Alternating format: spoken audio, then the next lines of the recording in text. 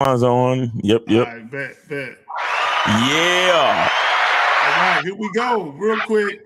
And me and Miles was having an interesting conversation behind the scenes and shit. We forgot about y'all niggas for a minute. Joe Blast was good with you. The Paul 9559. The Red was good with you, baby girl. Duke Lux was good with you. Anybody else that's a fly on the wall watching in the shadows? What's up to you too? Yep. Real quick, hit a fucking like button. Just hit the like button. It ain't hard. Hit the like button. And it's free. Now, if you want to donate, I did take the liberty, for those of you who are watching on the Real Game No Theory channel and on my channel, I did take the liberty to pin Miles' my information, PayPal, Cash App information to the top of the joint. So if y'all do feel inclined to donate a little something, put something in the collection plate, feel free to do so. No pressure. Yes. But I will press you to hit that fucking like button, though. Hit that. Miles, before we get into this, you got anything you want to plug, fam? Oh yeah, man. As always, man, y'all know we got the Lakari and myself, we got the Bad Boy membership. So go to badboymembership.com, check it out. And also go to masculineidentitymembership.com. Go to masculineidentitymembership.com and check out the Masculine Identity Membership. I mean, just go to the website, man. You know, there's a whole thing where you can read up on it and see what it entails, what it includes, and how it can help you out. You know, if it's something that you feel is necessary for your life and your lifestyle, man, go check it out real quick. It's something that I put together. And you know, I'm going to be adding new material every month. So it's a monthly subscription. So go check it out, man. If you're trying to figure out who you are as a man and how you can figure out who you are as a man and where to start. A lot of guys, the issue is they have a certain level of confidence and they kind of have an idea of who they are, but they don't know exactly where to start to really perfect their masculine identity. And I think my program provides a lot of great information to help you do that. So get on that ASAP, man. MasculineIdentityMembership.com. Appreciate you. And also the phone lines are open. Zach, if you could put up the ticker with the there you go. Yeah, 516-387-1224. All right, guys. Appreciate you. Thank you, Zach, for having me once again. I appreciate being here, man. It's my pleasure, and I mean that. Let me also say this. Get on the Bad Boy membership. Also, fuck with them on the Patreon tip. Also, fuck with your boy. I also got a Patreon and shit. You know, I really haven't been giving that motherfucker the fucking attention and love I need to give it. But get on that motherfucker nonetheless. You know what I'm saying? Because I'm going to start dropping some shit on there. I'm going to start doing some live joints on the Patreon where it's literally going to be exclusive to only people on the Patreon. YouTube ain't going to get it. You know what I'm saying? But y'all will. You know what I'm saying? So just check out for that. So let's go ahead and get into this, man. We got to talk about this, right? Why women feel entitled in the role men play. And what guys have to understand, men do play a role in women's entitlement. Now, understand this. The entitlement mentality is defined as a sense of deservedness or being owed a favor with little or nothing, when little or nothing has been done to deserve special treatment. So you do have people out here that are entitled to things, but yet they don't want to reciprocate the same energy they expect to get from other people. Okay, that happens. All you guys seen the viral videos of dudes flying chicks out. You've seen that. And then you've seen the reaction of the guy when he realized he couldn't smash. Now, you've also seen the viral videos of the dudes that took chicks out to eat. And you saw the reaction when he couldn't smash. Now, this is what I would say for both men and women in those scenarios. Both of them had a sense of entitlement. Both of them. The guy was like, hey, because I'm spending this money, I'm entitled to sex. And the women were like, because you think I'm so bad, I'm entitled to you spending money without fucking you. So I want guys to understand that. And I'm going to pass it to homie Miles, but this is what I want to say real quick. In my opinion, okay, I believe that the younger generation of individuals, the men, I believe y'all are being conditioned to think like tricks. And I believe that the women are being conditioned to think like prostitutes. That's just my personal opinion because of the entitlement. You have chicks that they just want money spent on them. They want gifts, but they don't offer no value. Okay, and conversely, you have dudes that think just because they spend money, that women automatically should fuck them, and it don't work that way. I'm gonna pass this to the homie Miles. You got it, fam. Yeah, man. Well, look, I look at it like this: the the idea of a woman being entitled, I think, can be a very deep conversation as far as the psychology of everything involved. And what I mean when I say that is, you look at what a woman is, and a woman is an accessory in the system of procreation. You understand? So the man is an accessory, the woman is an accessory, but everything starts with the man, right? Starts from the seed. And so because of the woman's role that she plays, her as an accessory is something that becomes the man's responsibility to protect. Because once we drop the seed in her, for 9 months, she's in a very vulnerable state. So naturally, we have to, it's our responsibility as men to protect her and to protect the seed that she carries. So on a natural level, a woman has always had a certain level of entitlement when it comes to protection in the scheme of procreation, because it's natural. You understand? It's like, well, if you're going to get me pregnant, if you want to see this child come to fruition, then you got to protect me, because I can't protect myself. You see, I got this big belly. I'm waddling around. My feet are getting swollen. I can't even stand up. So on a natural level, the entitlement has always been there. But because it was natural, it was justified in a way. You see what I'm saying? It was justified because it made sense according to nature. So it's not like a man going to look at a woman and say, oh, you out your damn mind. What I need to protect you for? Blah, blah, blah. No, it was based on nature. You need to protect your seed, bro. If you want to see this woman healthily bring your seed to fruition, you got to protect her. So that was that. And it made sense. Everybody was cool. Right. Fast forward to now, where women, society is a little bit more convenient, where the average woman can live and do things for and by herself and feel protected, because she's ultimately protected by society at large, right? We have police, we have the average simp ass nigga, Captain Save-A-Hole nigga, who always go and jump in when they see something going wrong with a female, whatever, chivalry, all these different things are geared to a woman having protection. So if we go from where her protection made sense on a natural level to where her entitlement was justified, to now we have protection on top of protection on top of convenience on top of protection. It's like, if you really think about it, the woman hasn't really had to do anything different based on nature to be entitled to her protection. But with the advent of all of these extra things in society that protects her by default, it's like psychologically, it's almost like you can't help to her sense of entitlement goes over into the space of delusion. It goes further than just entitlement. It goes into delusion. You understand? So what what is a man's role in this? It's what I said. It's the advancement of society. It's the advancement of civilization. It's the conveniences that we have created in the infrastructure of our society that gives women, like I said, a woman can do and live and be by herself and still feel somewhat safe and protected. But that's still all because of the infrastructures that men have laid out.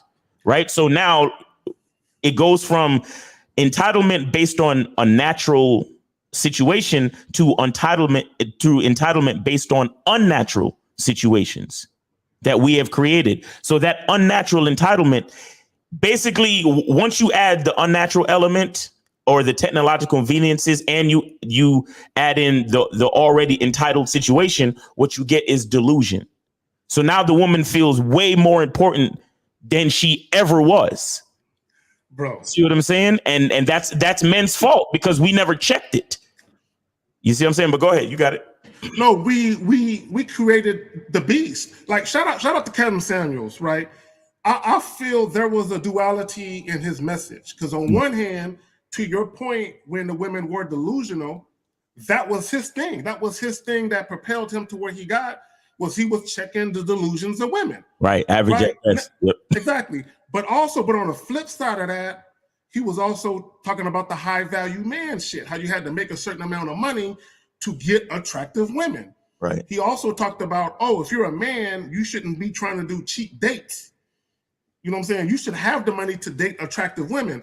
So it was kind of like he was towing the line with checking women for being entitled, but also giving men the tools to further women's entitlement. Right. You know what I'm saying? So there was a duality in his message to me, and it was kind of like a contradiction a little bit. And I'm not sure if that's what he intended, but to me, that's how I looked at it personally.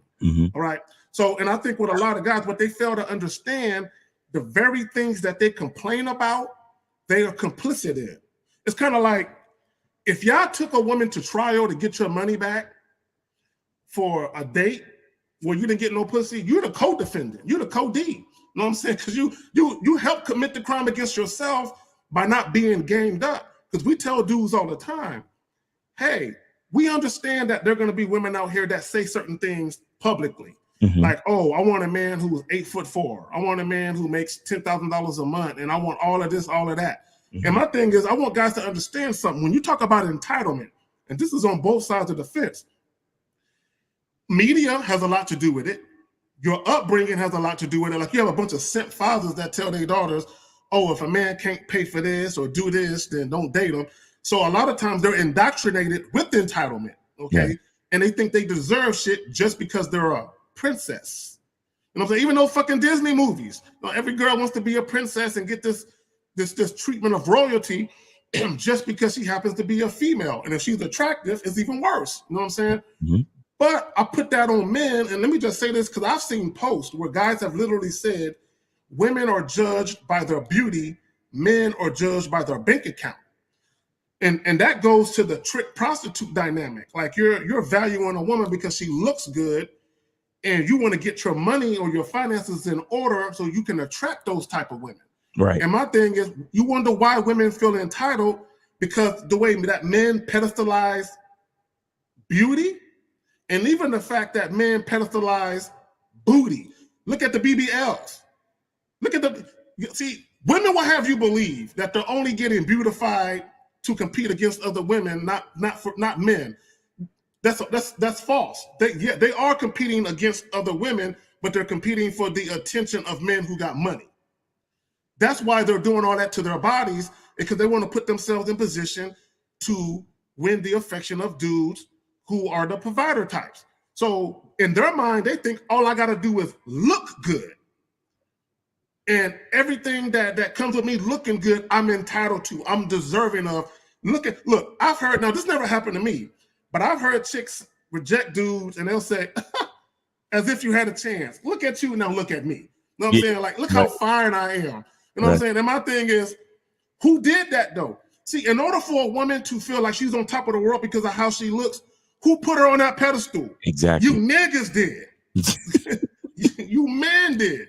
Thanks. All right, William King, $10, love miles, dating stories. How many similar? Got a 28-year-old driving 2.5 hours to come ride horses. I love riding horses, though. I'm saying that's actually a hobby of mine. And hang out at my spot tonight. Thanks for the game. Girls investing that much are usually very submissive. Yeah, well, she already submitted to your program because she's coming to see you. Facts. Driving 2.5 hours to come see you. That's some real shit. That's what I'm saying. A lot of guys can't get a chick to come 10 minutes out their way and shit to come visit them. You know what I'm saying? Let alone 2.5 hours. Right. Bitch be on the same block. Was like, no, I'm tired. I'm washing my hair. There you go. Facts. Or I don't want to drive. You're the man. Come get me. Yeah. Real quick, calling lines is open. Area code 516-387-1224. Miles and I are discussing why women feel entitled and the role men played in them feeling entitled. You got anything you want to add while I take a look at some of these comments and shit? Yeah, right. So socially, today, because of, with the advent of social media and with all of these things, see, it's crazy how technology is. And that's always a double-edged sword of convenience. When things are more convenient, it makes it easier to get things done, but it also takes away the struggle that builds character. You see what I'm saying? So, and let me unpack that a little bit. So the thing is that take something like social media or Instagram. All right, for example, you know what a debutante ball is, right? Oh yeah, no doubt. Okay, you know what a a beauty pageant is, right? Yep. Okay. You know, so basically what you have to understand is that all of these were old practices in social media. If you get what I'm saying, because think about it, right? You have the beauty pageant where they would invite hundreds of people to come to an auditorium and watch women parade around, and everybody would judge their beauty. Right. And then at the end of it, the judges would pick a winner, and then the winner would be announced to everybody in the newspaper. Right. You have a debutante ball where there's a group of rich people, maybe a bunch of rich people in the community, and they all go to the same country club, and they have what's called the debutante ball. So all of the rich families in the community, all of them have daughters that people consider beautiful. So they have a party and they display them, and then they have the young suitors from other families and they bring them and they judge them and they see which ones are beautiful, and then sometimes they play matchmakers, so the rich son from one family could get with the rich beautiful daughter from the other family, but the daughter who was the most beautiful got to go with the daughter of the richest family, and so on and so forth, right? But again, it was an audience who was judging the beauty of the woman, and then they used the judgment of that beauty to decide the fate of that woman. You understand? Almost as if they were assigning value to her based on her beauty. Exactly. So that's what I'm saying. Now, with the advent of all of this ease, now, okay, think about what I just said with the debutante ball and the beauty pageants. All of these things that I just explained to you, there's a lot of work that went into it. And I'm talking about, you got to plan the event. You got to invite the people. So much work went into even writing the invitation letters and setting up, they didn't have a radio, so they had to hire a live band, and, the judges and all of these things. These women had to train. They had to lose weight. They had to wear books on their head so they could learn how to posture and all of these different things. Now, all a bitch got to do she ain't even got to put up makeup because they got filters for that. All a bitch got to do is wear something pushing up her titties and take what they call a selfie. She posts that picture up to Instagram, and then the entire ceremony of judgment of her beauty happens in milliseconds now. Niggas watch her, look at her photo and double tap on that bitch, or they could take a couple seconds and type a message like, yo, that's fire, you look sexy, blah, blah, blah, good morning, beautiful, whatever. So now with the advent of the conveniences, the ceremony of the judgment of her beauty now happens instantaneously. Yep. But what's the trade-off? There's no building of character, because that woman absolutely didn't have to do anything to earn her judgment of beauty. The beauty pageants and the debutante balls, these chicks were starving themselves to lose weight. They were, like I said, walking around their house all day with books on their head so they could keep their posture straight. They were answering questions. They were studying. They were learning about the boys that they were getting set up to meet from the other families, learn their names, their likes, their dislikes, all character building processes of earning their spot in the debutante ball, in the pageant. You know what else, Miles? They had to go to finishing school sometimes to learn where's your salad fork? Where's your dinner fork? How do you conduct yourself at a public dinner? Yes, etiquette, learn all that. Speech, feminism, protocols of feminine manner and beauty and grace. So these women had character. So by the time they got to the contest, they were entitled to the judgment of their beauty, but they had actually worked for it. So they were actually entitled to it. Okay, I can rock with that. You see what I'm saying? I can rock with that. They put in work though, like you said. They put in work. So those were the original Instagrams and Facebooks. You understand what I'm saying? But it was in a closed audience, because, like I said, in the debutante ball, it was only the families of the rich, and in the beauty pageant, it was only the people who in that neighborhood or whatever. And then when we, with the advent of TV, then the beauty pageant situation got wider because they was able to televise it and stuff. You see what I'm saying? And then even with more advancement, you were able to you could dial in, use your phone to vote for which woman you want to be Miss America and all this new shit.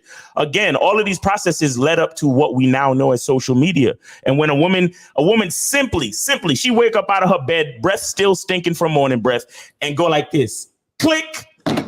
And y'all motherfuckers is all up on her fucking picture talking about, yo, you mad pretty, yo, you beautiful, blah, blah, blah. And she's taking ass shot with some yoga pants on. Oh, now, it's over. Did this is where the convenience of technology is a double-edged sword, where it diminishes the character. So the lack of character and the addition of the convenience, she's not only entitled, bro. You understand? She's entitled, and she's taking the shit for granted. Like, y'all niggas better come comment on my video. Y'all better come drop some likes on my shit. You see what I'm saying? And she's so used to it because niggas do it automatically. It's instantaneous. So, and again, it's crazy because social media was created by men, and social media is also, you know, on a sexy woman's picture on Instagram, the majority of the audience is men. Double tapping, commenting, good morning, beautiful, all of that bullshit. You understand? Making these women feel like, oh, I'm the shit. I'm not only entitled to all this attention, but I'm beyond that. I'm delusional. I'm thinking I'm way, you know, shout out to Kevin Samuel once again. Like, you're average at best, but because you're getting so much free attention and you didn't work for it, you have no character. Oh, see, you said something. Okay, let me touch on that. You said character. Back to what you said about the debutante. They had to work on their character. They had to work on being a woman who was just more than just pretty on the exterior. You had to be the type of woman where a guy could feel like he could take you out in public. Mm-hmm. He could introduce you to his family without you embarrassing him. Exactly. These chicks nowadays, okay, and this is men's fault, all they got to do is look cute. That's it. Yeah. Because what do we know? As long as a woman is attractive and she got a big ass, dudes will put up with disrespect. At the debutante ball, they were taught, you better not disrespect his name. You better not disrespect his honor. They were taught how to actually carry themselves and conduct themselves like ladies. A lot of these Instagram models, they look bad, they look fine, they look all that. But they don't know how to conduct themselves like ladies. And men are saying, I don't care. As long as you look good and you're down to have sex with me, fuck all that other shit. Let's go. Right. So what? This is what it appears to me. It appears to me that men have lowered their standards. Yeah. So the byproduct of men lowering their standards, women have lowered theirs. Like, exactly. Hey, I ain't got to do all the extra shit to get you. All I got to do is look cute, take an ass shot, and I can get you. Cool. Cool. Whose fault is that? Exactly. That's facts. And guys don't realize it, man. Guys don't realize, and they end up getting mad at women. And it's like, bro, y'all really don't understand how much women follow our lead. Y'all really don't understand how much women follow our lead. And all of that, you know, all of that stuff about a woman being so independent and she could do for herself. And how, again, if you listen to my explanation earlier, how has a woman gotten to the point where she could do for herself and be by herself and still feel safe and secure? All of those instruments that allow her to feel safe and secure, all of those things haven't been invented by dudes. All of that stuff. You see what I'm saying? The security, you know, the Ring doorbell, you know what I'm saying? Like mace, pepper spray, you know, guns.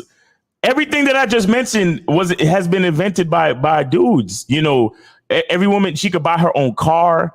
You know, there's OnStar and you know, social media itself, you know, location tracking. A lot of women have all of those things activated just in case they get kidnapped or snatched up, or if somebody steals a phone, or all of these things have been put in place by men. You understand? And you know, the sad part too is that younger guys, they're totally not aware of this because they grow up in a house seeing, you know, a lot of them come up seeing their mother, you know, do for herself and take care of everything. And so they literally don't really see the role of a man in the world. Even though it's right there in front of their face, nobody, because, all right, for example, if a kid goes to his single mother house and he sees his mom paying for everything, he might not know that she's collecting food stamps. He might not know that she's on welfare. He might not know that she lives in a Section 8 house where she only pays $9 in rent. You understand what I'm saying? And the government. Don't get me started on that shit. Nigga, I used to own rental real estate, and I put the shit on Section 8. The woman paid me $9 a month, and the government gave me the rest. But yeah, she has, bro. I've known chicks that had, like you said, 4-bedroom cribs where everybody else paying $1,200-$1,300, she paying $50-$60. But yet, bro, I remember one time the same chick, she had #1 stunner on a Lexus license plate. So she had #1 stunner, bro. She had a Lexus. But what she not gonna tell you is that child support from her man that was making a lot of bread helped her, and the fact that her rent was super low helped her get that Lexus. Exactly. She's stunting like she a boss bitch, but really Section 8 and baby daddy paying child support put her in that position. Right. Exactly. So yeah, so you and you know, so like I was saying, the guy, the young boy, he's growing up seeing all of this, and he doesn't even realize that the mother is the main reason why she's making it happen. She's actually raising you, she's feeding you, she's taking care of you. A lot of it, even though you don't see a man there, there's some invisible man somewhere signing her checks, sending the money, sending the support, the welfare, there's always a dude in the background. Exactly. And a lot of guys, they don't realize this. A young boy doesn't realize this. So he has no idea of the importance of a man. And if he doesn't have the idea of the importance of a man, what does that also say about the importance of himself? And how he sees himself as being important in the role of a woman's protection and welfare. You understand? So he goes out into the world with this in his mind, and he's already pedestalizing females subconsciously, whether he knows it or not. You understand? So he sees that woman, and then on top of that, she might be attractive to him. Oh shit. And then the pedestal rises further up. And every time you rise something up on a pedestal in reference to that thing, where do you go? You go down. Yeah. Mm-hmm. You understand? That's why we describe it as pedestalization, because as the thing gets higher, you either stay the same or go further down in reference to that thing. Because you're looking up. Right. You're looking up to the woman. You have so much value compared to me. Like a lot of guys believe, and this is some sad shit. This is why I hate the popularized definition of high value man, because it makes it seem like a man has to accomplish all these things and build up all these accolades and attain all these things just to attract a woman who's cute. It's not even about attracting a woman who's going to treat you right, respect you, and submit to you. She's cute. She's a cute chick. She looks good. She's attractive. Other men want her. If you want to win her affection, get your dollars up. Get your money up. Mm-hmm. You know what I'm saying? And let me just say this, because it goes back to the show that we did last week, where the guy was talking about the chick had $100,000 subs. See, that shit right, and you wonder why women feel entitled. That type of mindset that he has. Exactly. Where, oh yeah, she's a bad chick because she looks good, and if she has 100,000 subs and you can get her, that means you achieved something lofty. Right. You a bad. Like you climbed. He said you a bad motherfucker. Sorry, go ahead. Yeah. He's like you climbed Mount Rushmore without a rope to get that bitch, nigga. It's like, come on, bro. But my thing is, when you hold women in such high regard simply based on how they look. Yeah. Okay, and let me just say this. I want women to understand, holding a woman in high regard is not a bad thing. Of course. She's earned it. If she's earned it, right. If she's earned it. But holding a woman in high regard simply because she looks good, man, get the fuck out of here. we ain't doing that over here. Facts. Peace Rose, did you hear me? Renee, I'm Louisiana Red, do y'all hear me? Any other woman watching? Y'all cute in your own right, but niggas don't give a fuck about your cuteness. Right. You know what I'm saying? If you ain't submitting to a nigga and doing what's vital to the title, goddammit. Exactly. You know, and that's why I shared my story from the other night, man. Because you know, I love talking about the you know, because I could talk about fortunate situations that I've had with women all the time. You understand? But I also love talking about the the less fortunate, I wouldn't say unfortunate, but the less fortunate situations that I've had with women, because I don't want to mislead anybody and act like game is 100% guaranteed, or to act like every time I say what's up to a woman, it all works out perfectly. You understand? It really doesn't. It really doesn't. And I told my story the other night about the chick who, I wanted to have I met her at the bar, wanted to have an Insta date with her. And when we got to the bar, she switched up on me and I had to exit stage left. You understand? And I explained to dudes that the reason why I shared the story is because we need to understand when a woman is not on our page. You understand? And we need to be objective about the decisions that we make in any situations, regardless of how attractive the woman is. Because this woman was attractive to me. You understand? She was short, thick, big ass titties, cute face, short, natural hair. She just, she the type of chick that, bro, that's what I go for, literally. The type of that nigga Miles, like, I'm gonna have to take off the gym hat for this one. Yo, I'm fucking with you. Talking about straight, like, them type of chicks where you feel like you could sit something on her hip, like a table. She was a Clydesdale. Yo, bro, She was a Clydesdale. He was a little Clydesdale, my nigga. I was hyped. God damn. But when I saw she started playing games with me, I was like, damn. But peace, have a good night. Like, take it easy. I'm out of here. You know what I'm saying? And you got to be objective when you're dealing with these females, bro, because it was disappointing. But at the same time, I'm looking at it and I'm like, I would be more disappointed if I played her game just because I was trying to, stick with her because she looked good or because I was attracted to her. You see what I'm saying? So it is what it is, man. You got to stay objective and you got to make the right decisions for yourself in any situation, and it could be associated with any other, with a lot of other situations where, and a lot of times it's an ego thing, right? Because we want to do things to satisfy our ego. We want people to look at us a certain way. We want people to like us. We want to get with people. We want people to connect with us and we want to connect with people. But I'm not willing to,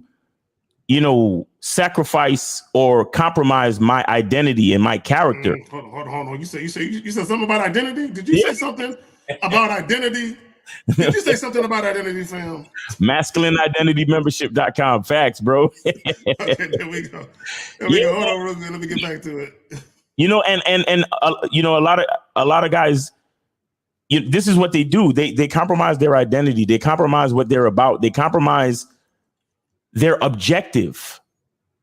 You understand? You compromise your objective when a woman is being disrespectful, or a woman is playing games with you, or a woman doesn't really see you as the type.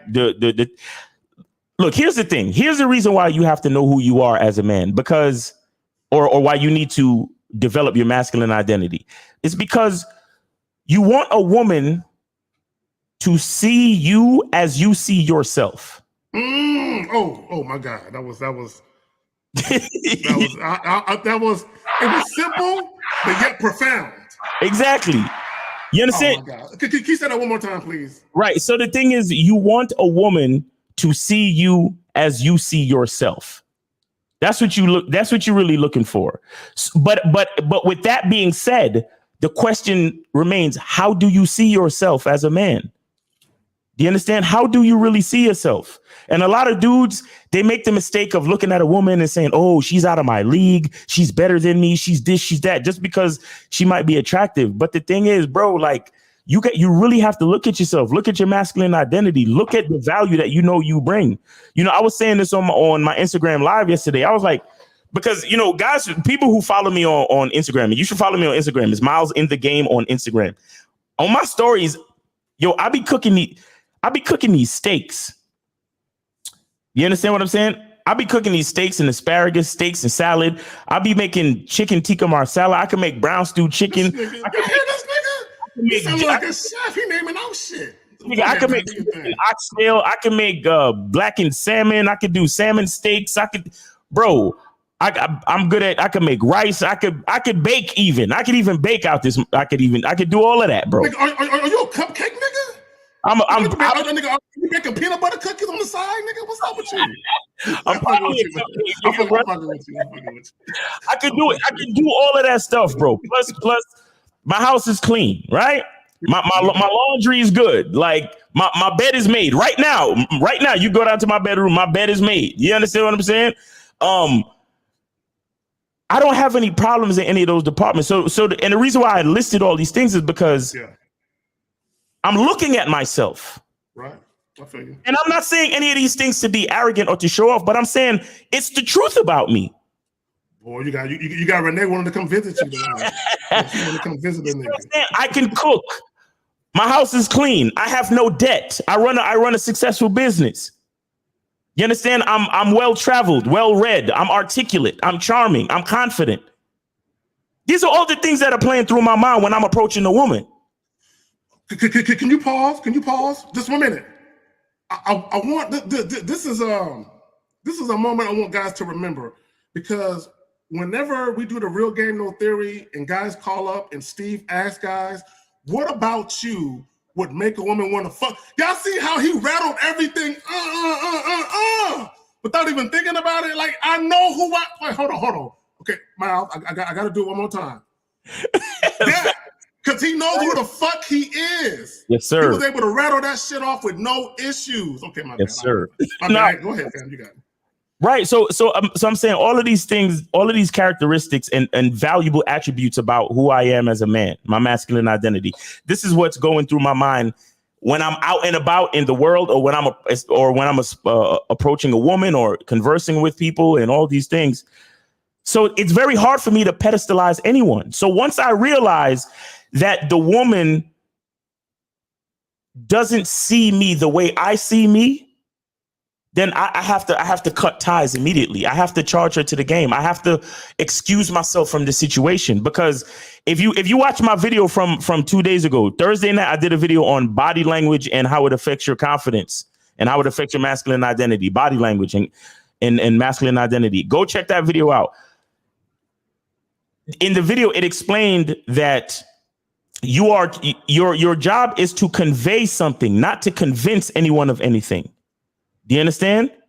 I'm here. I already know who I am. So I'm only here to show you who I am. I'm not here to convince you of who I am. That's what it's about. So with all of these things and the value that I know that I have as a man in my mind, and then I say hello to a chick, and then she's talking to me sideways or talking to me disrespectful or acting like she doesn't have a certain level of respect for me. And she's not even trying to match the level of respect that I have for myself. How can I possibly stand there and continue to interact with her? How can I possibly stand there and continue to give her my time, regardless of how sexy or attractive I find her? You see what I'm saying? That's why having a masculine identity is so important, because it allows you to realize where to draw the line. You understand? And if every man responded to every woman like this, women wouldn't feel so entitled. They wouldn't have the luxury of being disrespectful to men. You see what I'm saying? Because just like how we were talking about earlier with the debutante ball, there was no way that the woman would try to belittle any of the men that they were trying to match her up with at the debutante ball. She's on her best behavior. She's on her best fucking behavior, because she know what it's about. And she's been briefed on the importance of the process of the debutante ball and the men that she's going to be interacting with that evening. You see what I'm saying? Like this, like if you ever seen one of them movies where when a man enters the room, they blow a horn and they say, the Duchess of York, Miles Cunningham enters. You understand? Everybody got to stop and look at the doorway and see who's entering the party. Like that's how things happened back in the day. So it's like your confidence and your status and your value was built in based on your name. You said name. He said, so guys actually gave a fuck about their name back in the day? Because niggas don't give a fuck about their name now. They don't care about their name now. Yo. Okay, I mean, go ahead. My bad, fam. You good. Yeah, but I was just saying, they would announce you like Miles, Dutch of Cunningham, or the Duke of Cunningham, or whatever. And I would enter the room, if I was already married, I would enter the room. But then behind me would be, my daughter, or my son. You understand? And if I had a daughter, she would be a part of the debutante process. And if I had a son, then he would be one of the suitors that would match with the debutante. You see what I'm saying? And she would already know I'm dealing with the son, the son of the Duke of Cunningham. Exactly. You understand what I'm saying? And what I'm explaining to you is that when I enter a room, when I go into a bar, a club, a party, a house party, wherever I go, that's how I feel. I feel like it's horns blaring and people announcing, bro, Miles the Great has entered the building, nigga. Like, that's how I feel. So if I go to a woman and I say, hey, young lady, how you doing? And she's like, yeah, nigga, get away from me. Bro, check this out. I went out last Saturday for my birthday, right? I went out last Saturday and there was these chicks. You know how chicks be taking pictures of each other? Yeah. Me and my nigga, we was jumping in the pictures at the last minute. You want to take a picture? I jump in, I put my arm around her. None of these chicks had an issue with that. In fact, I would take a picture. All right, my bad, girl, my bad. I'm photobombing your shit. She would grab me, come back. Take another one. Yeah, you know what I'm saying? So it wasn't just, it was black chicks, it was Hispanic chicks. Like a couple of chicks, they were taking pictures. I jumped in the picture and shit. The chick, she said, I don't like your pose. So we did a pose, she put her hand on my chest and shit. I'm like, we were just jumping in bitches, pictures, photobombing shit. But we walked up into the spot like we here now. Yeah. Like the shit was boring. Y'all nigga shit was whack. It was like me and two other homies and shit. We here now. Yeah, now so all you chicks that was fucking with them boring ass niggas, we here now. Let's turn it up. You know what I'm saying? So as soon as we got in, we all got a drink real quick. And we like, all them bitches taking pictures. Nigga, we jumping in all they shit. You know what I'm saying? So that's what we did. You know what I'm saying? And we had a blast doing that shit. Exactly. But yeah, man, yo, guys, make sure y'all call in 516-387-1224, 516-387-1224. We're talking about women feeling entitled and the role that men have played in that situation. So make sure y'all call in 516-387-1224. We'd love to hear from you. All right. You got any questions or comments you wanna holler at? Let's go ahead and get to it because these niggas is acting shy and shit. So Jay says, I have heard of a lot of fathers who see that their daughters will have attitude problems or can't follow a man's lead and will let her grow up without teaching her better. Well, you have to understand the psyche and the mentality of these men and how their woman, the mother of that daughter, probably runs shit. And they figure, oh yeah, because you got to understand, if you have a simp ass dude who's a beta male type dude, and I hate using beta male, I really don't like using that, but I got to use it for this moment, who pedestalizes women. If he does that with his own wife, of course he's going to want other men to do that. Mm-hmm. He's going to want you to show up for dinner with a tie on and a suit on and flowers for the daughter, candy for the mom, and whatever the fuck for him. No, he's going to want you to show up and try and win everybody's favor or curry favor to everybody, so you can show that you're worthy. It's kind of like, what they call that shit in Africa, a dowry. What do they call that shit? Dowry. Yeah. Dowry. Yeah. Well, you gotta. Yeah, and to me, and I'm not shitting on nobody's tradition. That's your tradition. You know what I'm saying? But for me, I can't imagine trying to give a nigga a cow and some pigs and shit just so I can see the bitch. You know what I'm saying? It's like, yeah, fuck her, nigga, fuck you. It's between me and her. Mm-hmm. But that's their tradition. The problem, J98, is you have guys who are simps. They're Captain Save-A-Hoes. Yeah. And then they fuck around and have daughters, and they ruin their daughters. So their daughters go out in the world thinking they're entitled to all this shit. But what happens is, because their daughters were never taught to be wives or taught to submit to a man and respect a man, they were never taught to actually not only have value outside of being pretty, but also to recognize value in a man outside of just money. They were never taught that.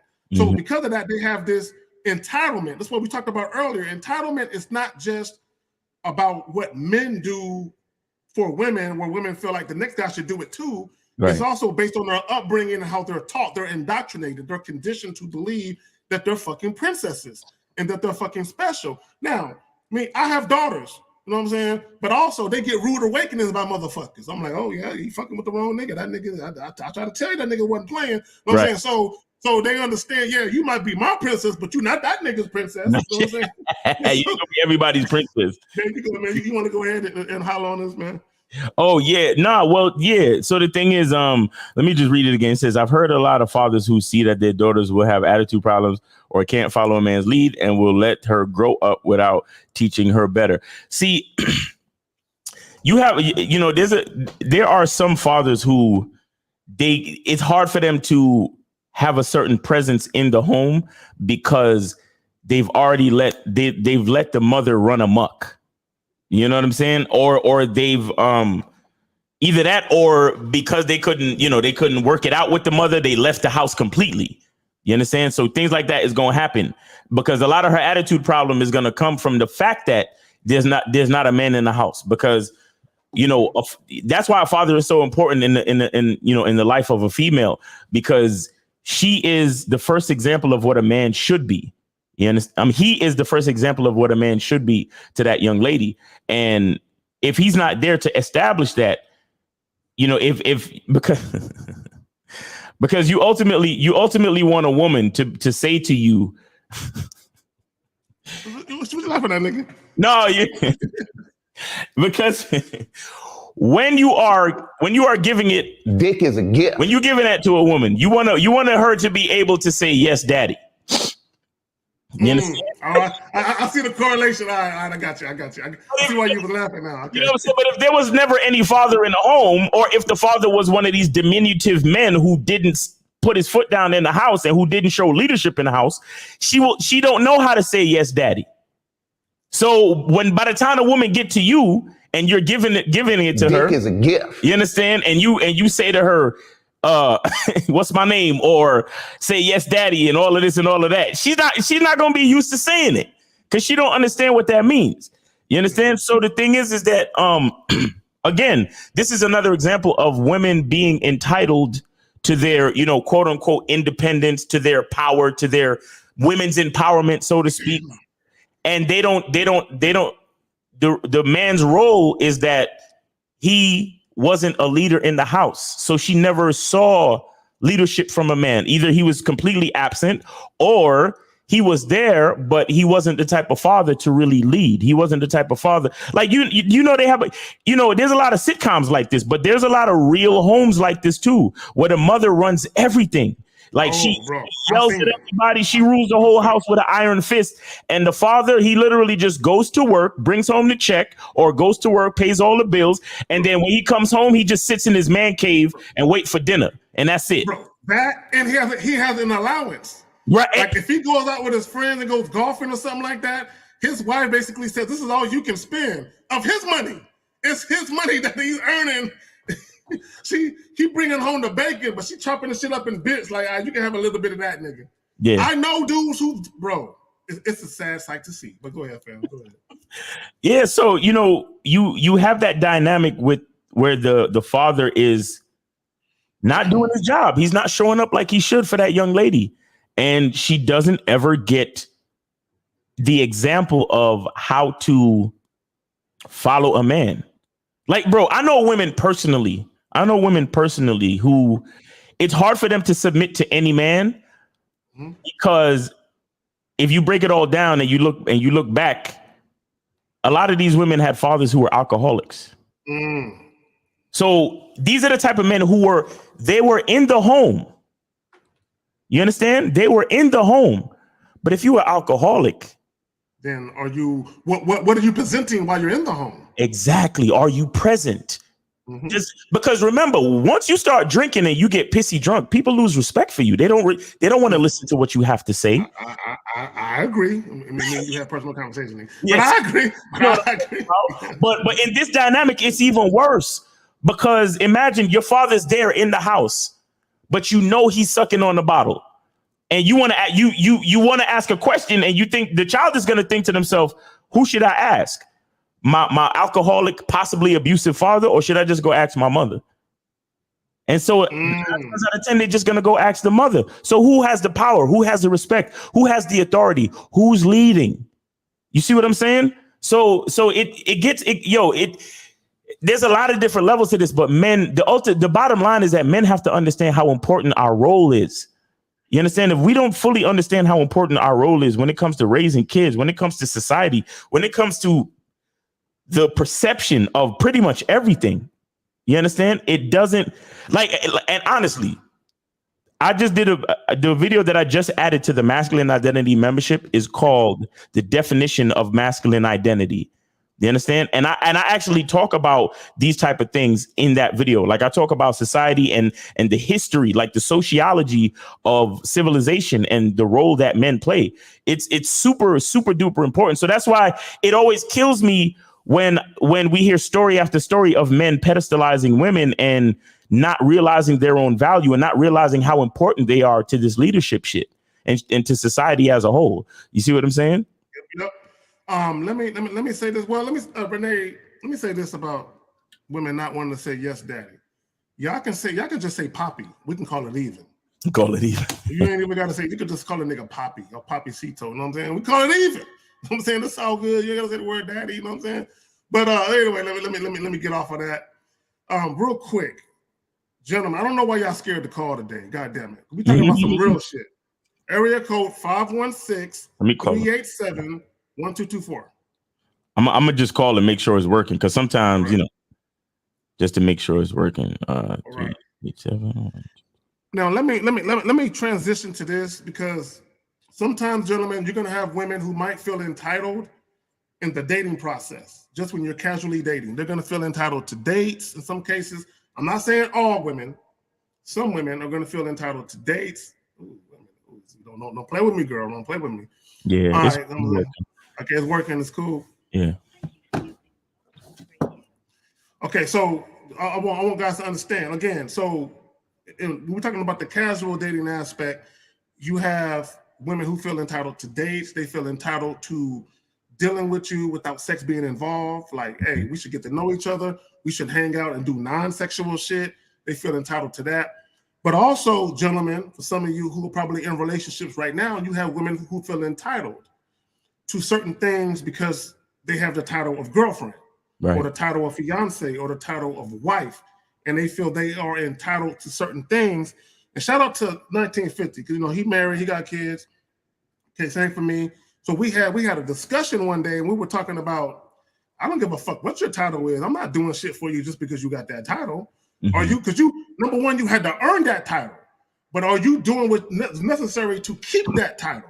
To maintain, facts. To maintain. So I'm not one of them dudes, like when dudes do extravagant shit for their girlfriend, I'm like, damn, dog, you spent a lot of money, dog. I hope she worth it. She my girl. And I'm like, wait, hold on, nigga. I'm like, hold on. So what that mean, though? What does that mean? She my girl. Like, what that mean? Like, just because she got that title of my girlfriend, she deserves this. I'm like, let me ask you a question. So I'll be asking dude, I'm like, when was the last time she did some shit just because? Well, she came through and threw it out for a nigga. Right. Well, I mean, I'm not really expecting any of that. I'm like, see, that's your problem. That's your problem, because you feel like your job is to be there and fulfill all her needs, wants, and desires. But as long as she's there with you and she won't leave you, and as long as you get some pussy every now and again, you feel like, I got to do this to keep the shit going. Right. To make sure I keep her engaged and keep her wanting to be here. But my thing is, I look at it like a job. Think about it like this. When you very first apply for a job, you got the resume. Okay? They're going to look at your resume. They're going to feel like if there's something about your resume that's enticing enough for them to call you up for an interview. They do the interview. They like how the interview is going. They're like, all right, the resume on point, the way this person is speaking in public. Now that I'm with them, I can kind of peep them out a little bit. I like this person's demeanor. Fuck it, we're going to hire you. What do they do in a year?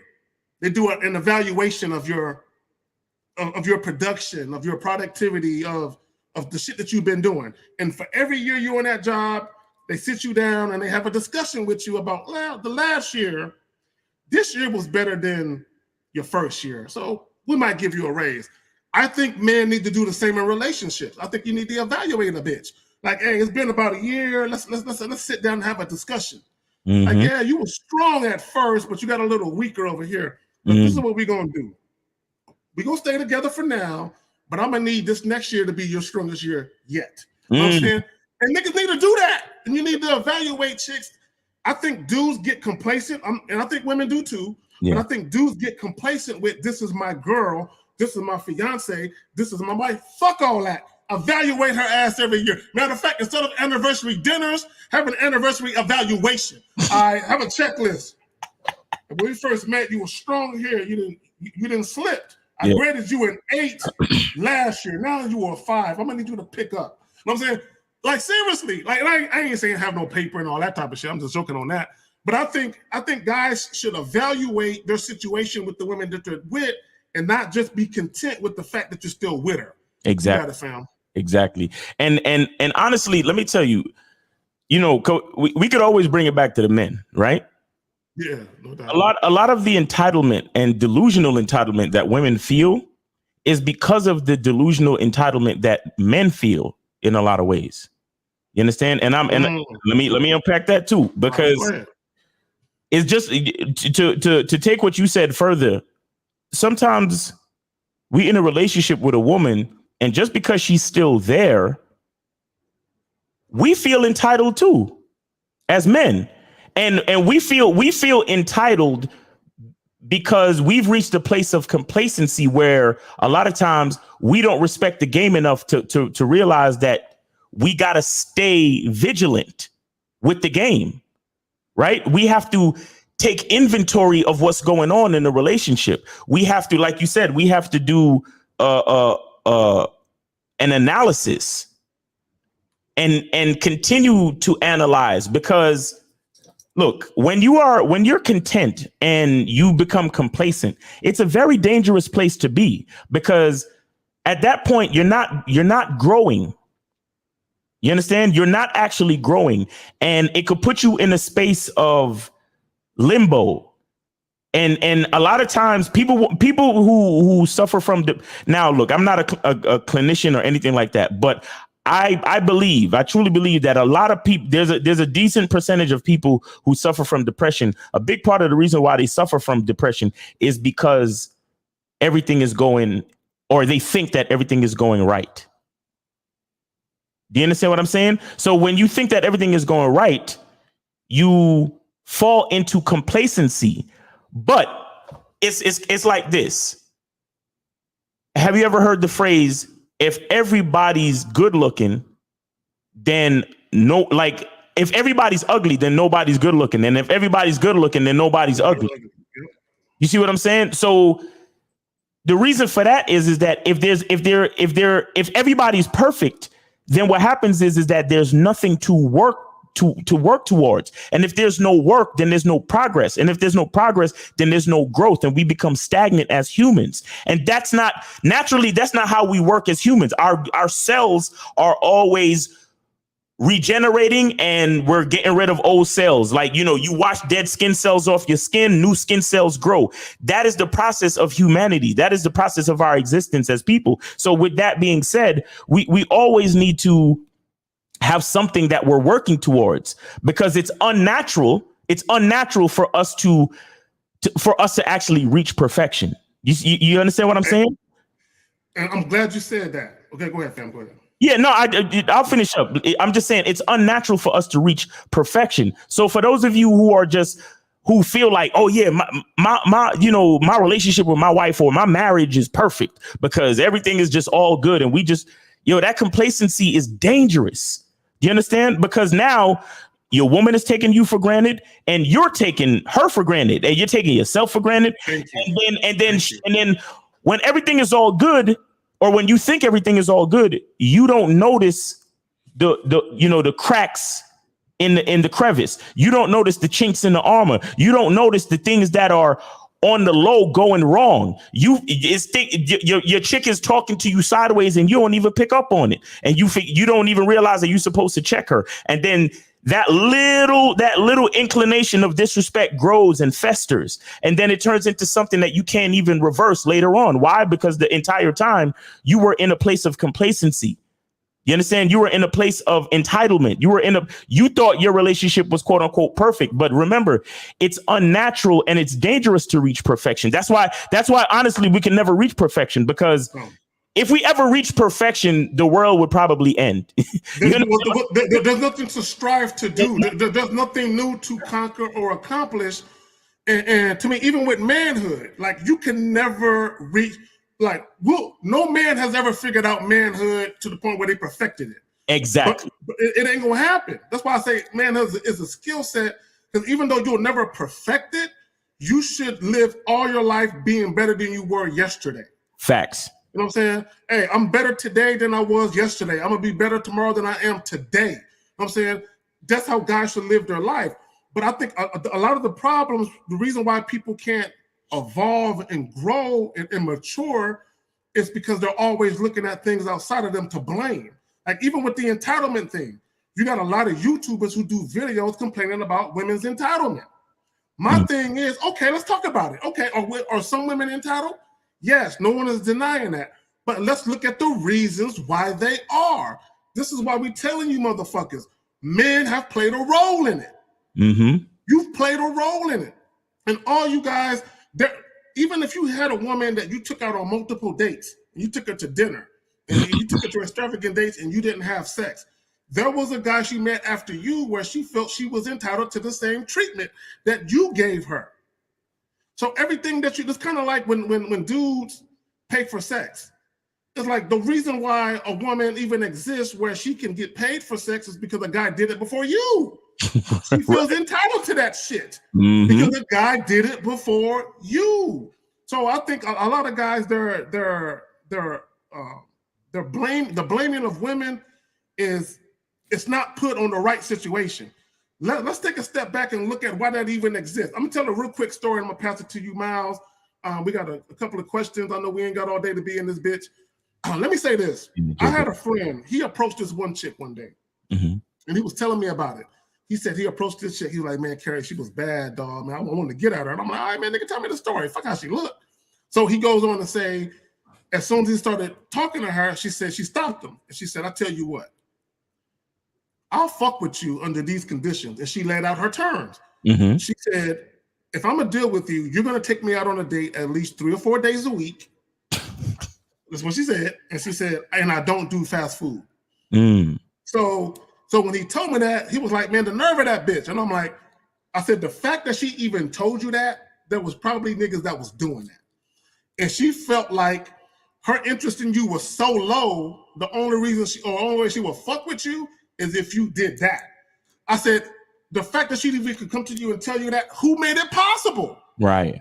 For her to even lay out the type of ridiculous conditions. Niggas before you that pedestalize her. Right. Exactly. Why women feel entitled in the role you goofy dudes played in it, man? Oh, look, all you dudes who say, get your money up, you're the reason why women feel entitled. All you do, for all you do, there's no way you can be in a relationship with an attractive woman who's going to submit to you and be respectful if she makes more than you. You niggas is the reason why women feel entitled. Do y'all not see what y'all do?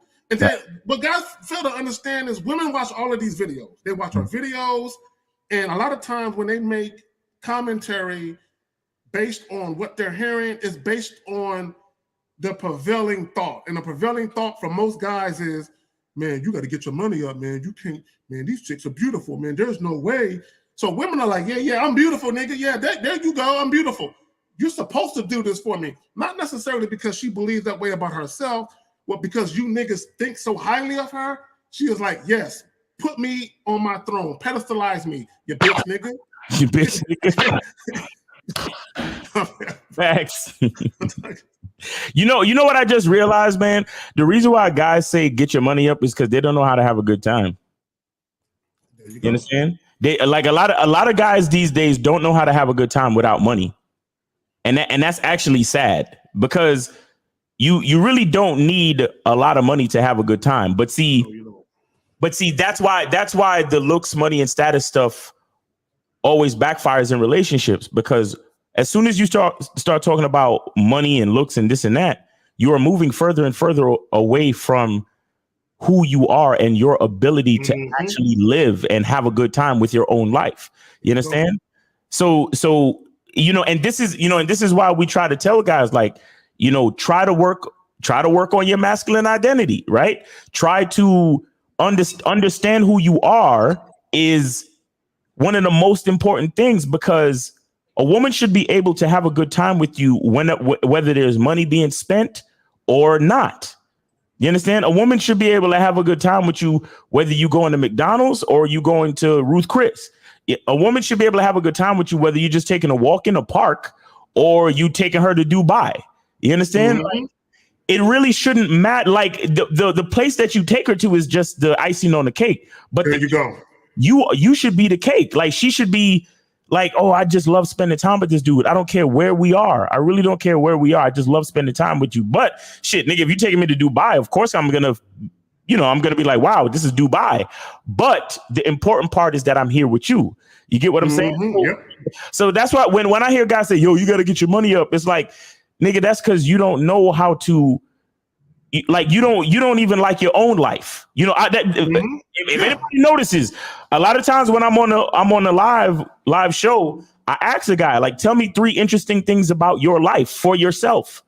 You understand? And a lot of times dudes can't say nothing. They don't know what to say, because most times when a dude approaches a woman and asks her out on a date, he's trying to ask her what she want to do. Which is some whole ass shit. Bitch ass niggas. You understand what I'm saying? When he should be saying to her, listen, I'm trying to do this, this, and this on Friday night. You down? You know what I'm saying? Because this is what I do on Friday night, whether I'm with a woman or not. So I'm just trying to bring you along so you can get to know me and get to know how I have fun and how I get down. You understand? That's the whole thing. You know, so, you know, it's super important, man. It's super important to not be entitled on your own position in the game, and understand that there's always going to be more work to do. You understand? Because remember, a woman is following our lead at all times. So here's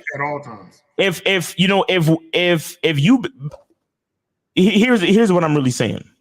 When guys say, get your money up, and then they get their money up, because he doesn't understand his own identity, his character, the way he should really live life as a man, because he doesn't understand who he is as a man, he's focused on the money. And what happens is the man has a sense of delusional entitlement based on the money.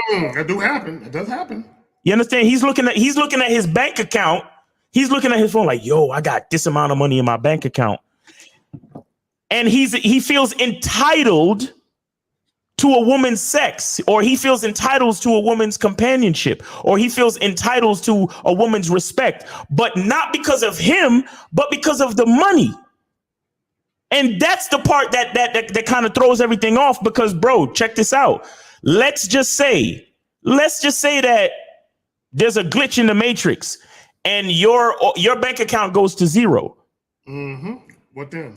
What happens to your entitlement to get with a woman? What happens to your entitlement of a woman's respect, or a woman's sex, or a woman's attractiveness? What happens to your entitlement to your charisma and your ability to actually be a decent human being? What happens to all of that? You understand? It goes with the money. So a woman is literally taking the lead of these guys who believe in all this looks, money, and status shit, and is using the entitlement of their character and attaching it to the money. So the woman follows the lead. So that's why so many of these women are they're just as shallow as these men. Because check this out. These niggas go get exotic cars to do these gold digger videos, right? Which is goofy, but yeah. Which is basically goofy, but it does create a teachable moment. It does. You go in, I know why they do the car. I know why they do the car videos, and I'm not talking about specifically the guys that do the car videos, because we know what they're trying to do, and it's a setup, and I understand. But I'm saying in general, the guy that feel he has to go get the Lamborghini and floss. The guy that feels that he has to do that, not just that he wants to do that because he loves driving fast cars or whatever. You got some guys who really love to drive fast cars. It is what it is. Gotcha. And you might be a gearhead. You might want to go get a fucking Challenger with the Scat Pack and all that cool shit, 500 horsepower, all that cool shit, right? Because that's what you love. I'm not talking about those guys. I'm talking about the guys who don't think anything of themselves and say to them, and 347, we're going to get to you right now. They don't think anything of themselves, and they go buy the Lamborghini because they think they need that for the chick to like them. So the woman is she gonna like you, but that's only because of your own entitlement with your status.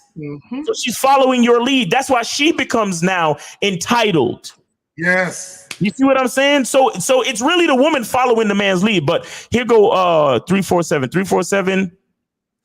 You're on live with K Zaggin on the Manhood is a Skill Set show. What's going on with you? 347.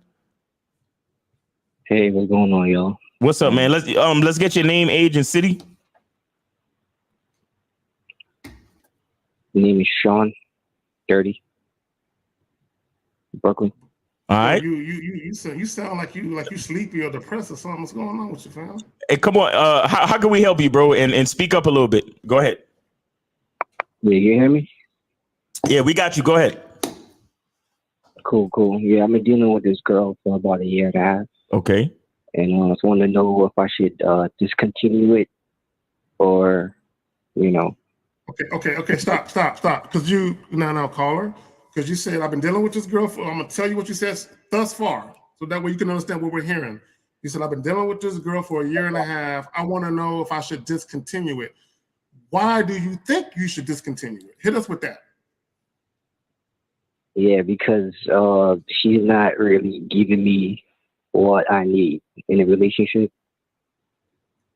Okay. What do you need, caller? What do you feel like you need that she's not giving you?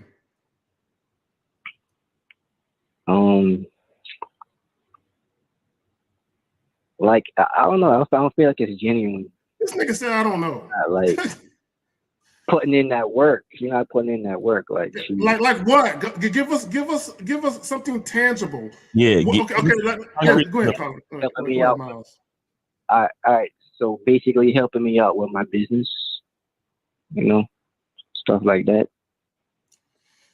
Like the small stuff.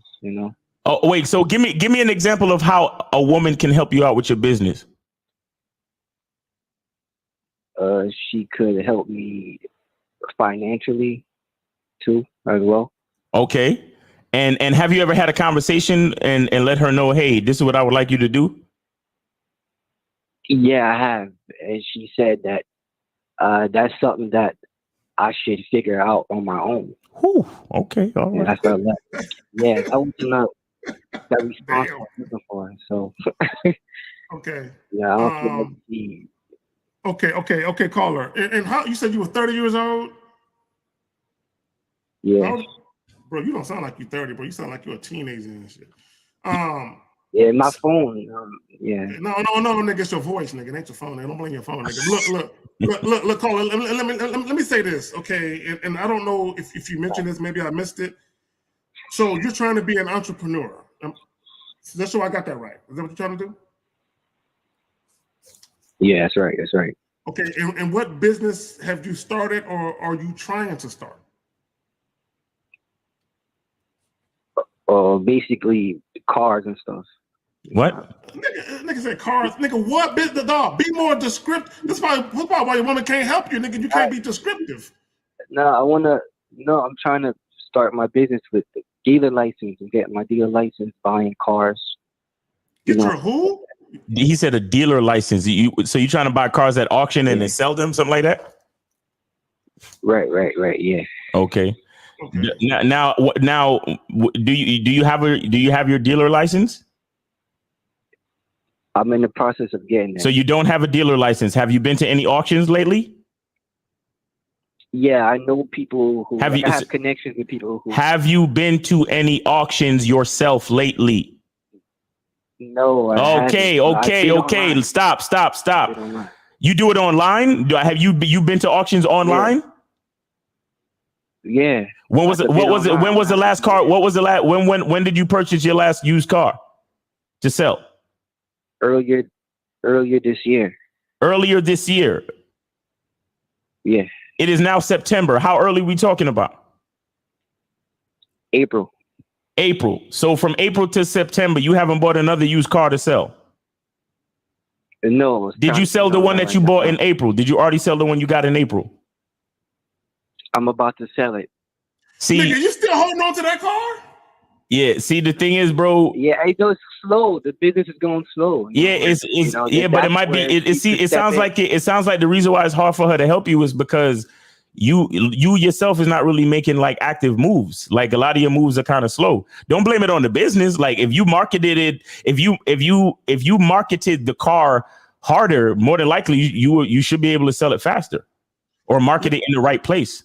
Let me add this, and you know, I don't know the young lady caller. I don't know you either, but based on what you stated, this is my belief. This is my opinion.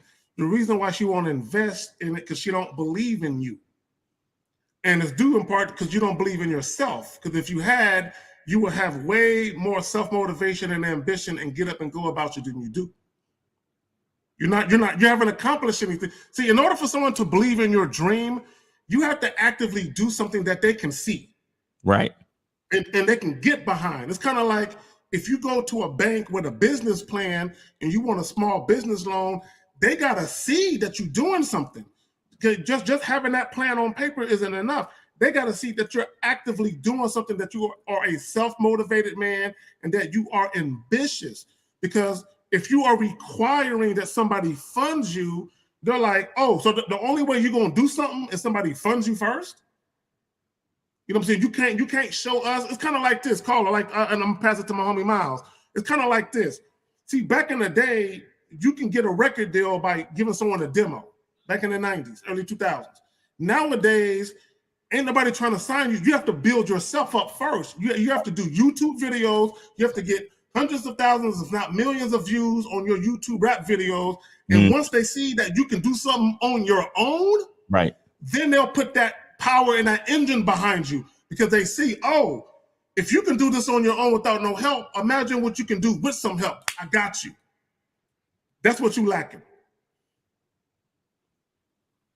All right, caller. Right.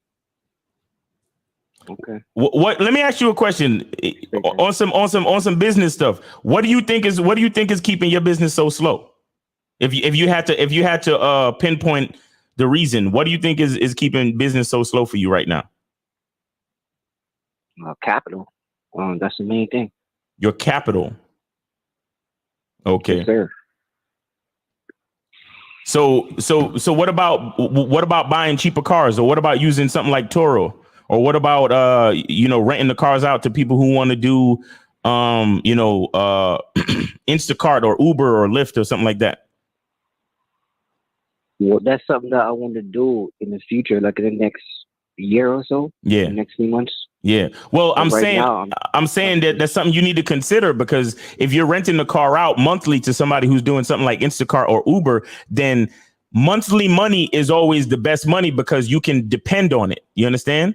So you might want to consider switching up your business plan and doing something like that where you can get somebody to rent your car, like buy the car off auction, rent the car out monthly. And then, so you can get some steady income coming in. And then once you get steady income, then you can make better plans on the type of cars you want to buy at auction. You get what I'm saying? Right. Understand. Let me ask the caller this. Caller, are you employed right now? Yeah, I am. Yeah, he got a job. That's what's up.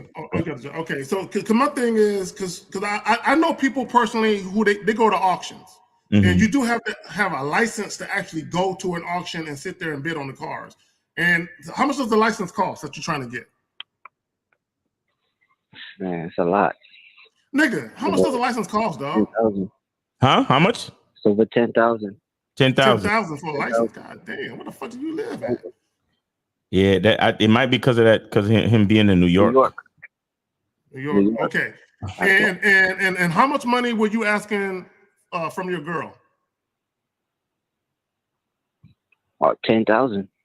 So you ain't got nothing to put on it? Just a loan, Okay, call. Hold on. Where her help. Okay, but do you got anything to put on it? Yeah, I do. Okay, so did you ask her for the whole 10,000, or did you say, yo, I got 3, I'm gonna need another 7? What happened? I just asked her for the 10. See, that's you asked her for the whole thing. See, that caller, hold on. And I'm not saying that there isn't a woman who wouldn't have given it to you. I doubt that, but I'm just saying, you know what I'm saying? But what I'm saying is number one, do your girl got it? Or did you expect her to go take out a personal loan and give it to you? Is that what you thought she was gonna do? No, she got it. but her issue is that for her to like actually help me, she got to be getting everything that she wants. She need to be happy and all that shit. Wait, so I'm not giving that to her. So that's. And how? Okay, where did you meet this girl? Online. Okay, and how soon did you make her your girl? About 6 months to a year. No, nigga. Give us a specific time. How soon did you make her your girl, bro? Stop playing with us. About 6 months. 6 months, okay. So yeah. you obviously made her your girl too early. That's number one. Now, you didn't see no indication of her being unhappy early on in the relationship? You ain't see no indication of her not being willing to help you with your dreams and all this type of stuff? All this stuff is just it just happened the other day and you're surprised by all of this? It just happened slowly, you know. In the beginning, it was all good. In the beginning, it was all good. So, you ain't see not one red flag. She ain't never talked to you sideways in the beginning. Everything was perfect in the beginning. 100%. Yeah, it was. But along the way, along the year and a half, stuff started to happen, like disrespect here and there. Oh, she started stuff. So was she disrespecting you or was you disrespecting her? How did it go? She was disrespecting me a little bit. Okay, hold on. Before we get into that, let me do this. Explode V2 with the 1999. Respect K-Zach for the heavy game. Respect Miles. Thank you, gentlemen, for the consistency. Yes.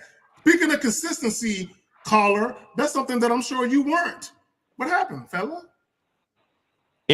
As soon as she started disrespecting you, did you check it? I checked it. Yeah, I checked it. But it kept happening. So after you checked it, hold on. After you checked it and it kept happening, why did you not charge her to the game? It's a good question. That's a good question. Okay. All right. Listen. I don't know. I felt like it was something that she would get rid of, like probably a constant habit that she had. How many times you smash Raw? You smash it Raw? Of course. Yeah, you smash it Raw. No kids yet, right? No kids yet, right? No kids. Well, that's good, bro. You probably need to charge this to the game, bro. I mean, you saying there's disrespect. You saying that she don't believe in your dreams and she don't really want to help you. And there's disrespect. And I mean, all I need is the disrespect part. I'm already charging the game with disrespect. Well, and to Miles' point, there's no purpose for her no more. Like and I hate to say that because I'm sure you fucked up a lot. But if you want her to get behind your dream and the fact that you said she's being disrespectful, what purpose does she serve in your life at this point other than giving you some pussy? Right. What purpose? Like, can you tell us what purpose she serves? Wait. What did you just say? What happened? You just said something, caller. Repeat that. I said she don't even give me any. So it's like, hold on. When was the last time y'all had sex? A few months ago. Okay, so if this woman is not even giving you, if she's not giving you pussy, what makes you even think to ask her for $10,000 if she's not even giving you pussy, which is free? Bro, I don't even think this woman is your girl. What makes you think this woman is your girl?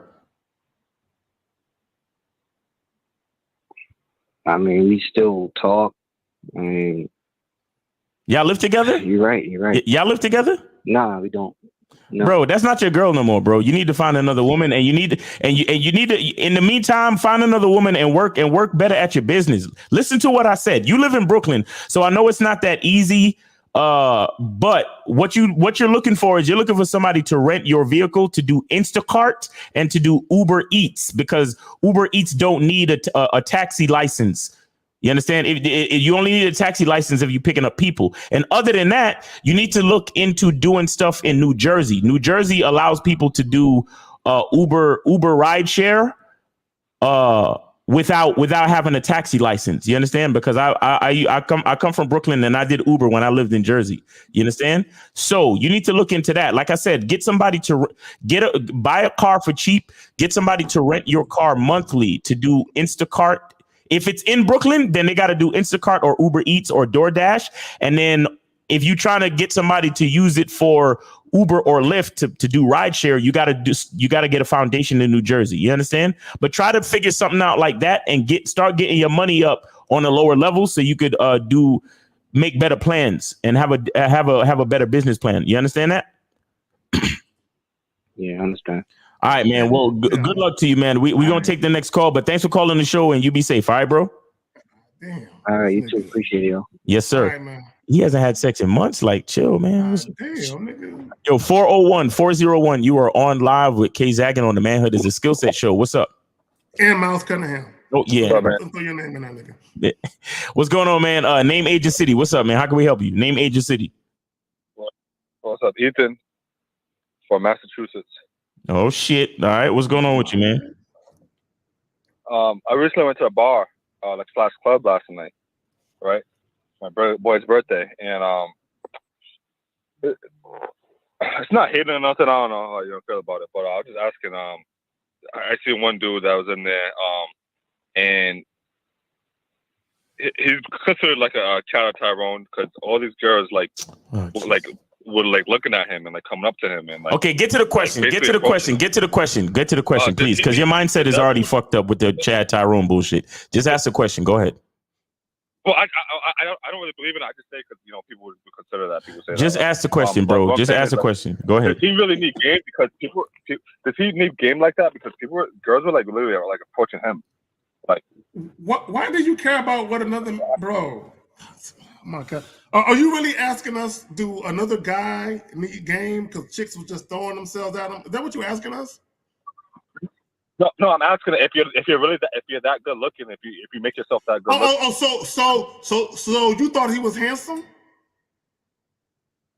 Is that what you thought? I thought the other girls thought he was handsome because the way they were approaching him, like I never seen girls usually don't do that, Oh God, I can't, Miles. I can't do this shit, Miles. I can't do this shit. No, all right. So listen. Yeah. The girl has to still talk to him though, right? Correct.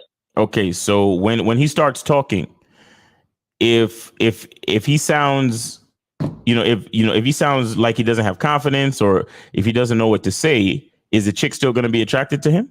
Man, that's bullshit. Clearly, he has confidence. Like you could. No. Hold on. Miles, I gotta interject. Were you studying this dude? It sounded like you were studying this nigga. Like you were just looking at that nigga all night long, studying this nigga's mannerisms and shit. What's up with you, fam? I'm worried about you, dog. You all right? That's just bullshit. Like clearly, he has confidence. Like you can just see when he walks in. Like come on, Come on. Yeah, like, okay. But hold on. But he still needs to have conversation skills, right? With them approaching like that, I mean, it seems like he doesn't. But all right, caller. You know what? Let's just cut to the fucking chase. You sound like you already have your mind made up. You already sound like you don't think a guy that's good looking or whatever needs game. So what are you really trying to get across on this conversation, bro? No, I'm not saying he doesn't. What are you trying to get across on this conversation? Just tell me what you're trying to get across so we can end it and move on because I got other calls. Like, is it true or not that like does he actually like need that much game? Because it seems because of the like if a girl like wants to fuck you, how much game do you need? Like, she really wants to fuck you, like. Oh, so you just want to get fucked by women and that's it. You're not looking for a woman to respect you. You're not looking for a woman to do anything for you in your life. You just want women to fuck you and then leave you like the whore that you are. Is that what you're saying? No.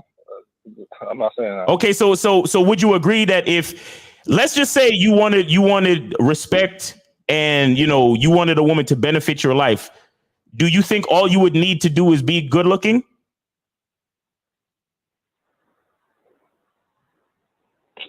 No. So that means you need a little bit more to you then, right?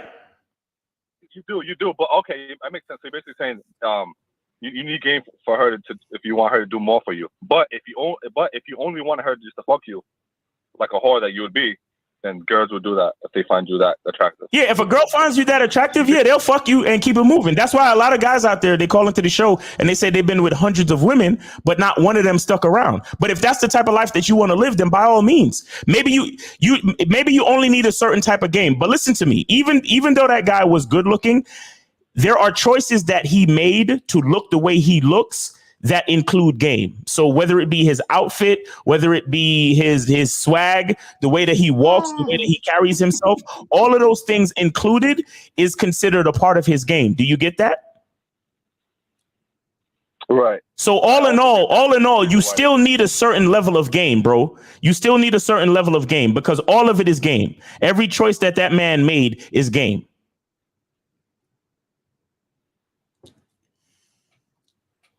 Caller, get on the masculine identity membership because you need some identity. Because you worried about. Look, caller. There will always be guys that get more pussy than you and guys who get less pussy than you. You should not be concerned with either one of them. Be concerned with your little situation and maximize your situation. Yeah. Go ahead, caller. I get the last word. Go ahead. Well, I'm concerned because if I can work on myself. For girls to be like that and just want to fuck me, I'll take that any day. Oh, y'all kill me. Okay, all right. Well, I mean, bro, then listen, understand that, you know, okay. Oh, wait, hold on, caller. Let me ask you, what were you doing this whole time? Were you just staring at this dude the whole time? No. So how many girls did you talk to last night at the bar or whatever? 5. Like 4 or 5. Like 4 or 5. And what happened with those girls? Well, what happened was my fucking wingman, he's trash, so fuck shit up. Oh, so you just one of them type of people that just love to blame everything on everybody else, huh? No, but you know how it is when you go with a wingman, he's trash. You know. No. I don't know what I don't know what you're talking about. I don't know what you're talking about. I'm asking you.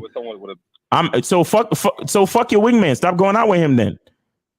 And so you said you talked to 4 different girls last night. What does your wingman have to do with any of those four girls? Because he fucks shit up. He'll like just say stuff in the conversation, or they won't be around. They don't like almost like they don't find him attractive. So her friends don't want to talk. They're like, "Oh, let's get out of here," and he's just fucking shit up. So why did you continue to allow him to be your wingman?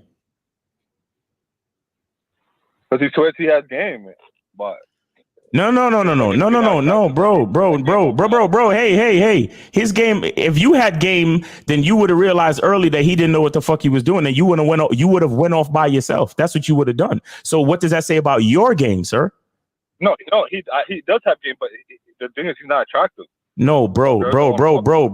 Okay, cool. He's unattractive, and you said you spoke to 4 girls and he was fucking it up. So after the first 2 girls where he fucked up, why didn't you say to yourself, let me go off by myself and do your own thing? And because you didn't, what does that say about your game?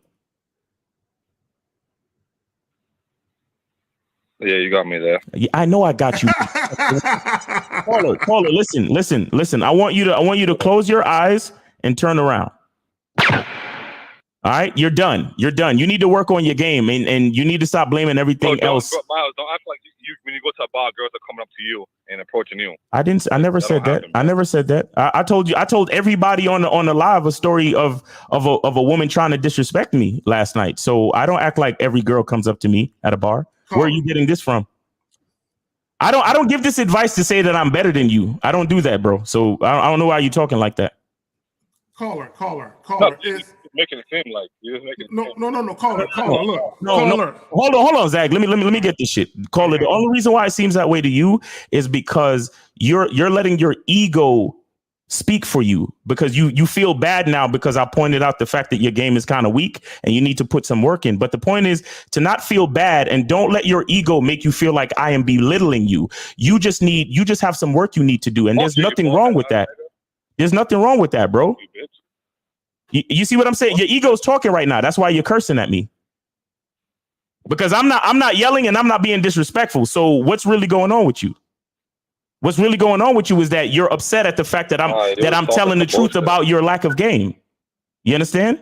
Because you tried to blame the Chad for his good looks. You tried to blame your wingman, and not until I broke you all the way down did you realize that it's your game that's weak, not anyone else's. Hello? Yeah, say what you want. Yeah, bitch, man. Bald head ass nigga. Guys, I want y'all to notice what happened. I want y'all to know. Really. I want y'all to notice. I'm not yelling. I'm not cursing. I'm not being disrespectful. But this is what happens when you're talking to a weak-minded person who doesn't understand anything. They love to blame you, and because their ego is hurt, they want to make it seem like you're being disrespectful to them when they're actually committing ego suicide. That's what's going on right now. That's why you're angry. That's why you're cursing. Do you have anything else to say, caller? No, I ain't calling no more. You're a fucking bitch, kid. Okay. I think you know everything. Okay, exactly. Oh no shit. Is that it? Is that you? You want to say anything else? Yeah, the other dude, you didn't even mention anything. He didn't even talk about nothing. Yeah, okay. He's a real bitch. I'm not even gonna hang up on you. I'm waiting for you to have the balls to hang up on me. Go ahead, bro. Hang up. Hang up right now. No, go ahead and hang up. There you go. All right. I see. We get another call. Yeah. Right, let's get to the calls. I know we ain't got all day to be fucking with these niggas and shit. All right. 862, you're on live with K Zagging and Miles on the Manhood is a Skill Set show. What's going on with you? Name, age, and city. What's up? Lawrence, 29, New Jersey. Hey, what's going on, man? We getting Brooklyn. We getting tri-state area.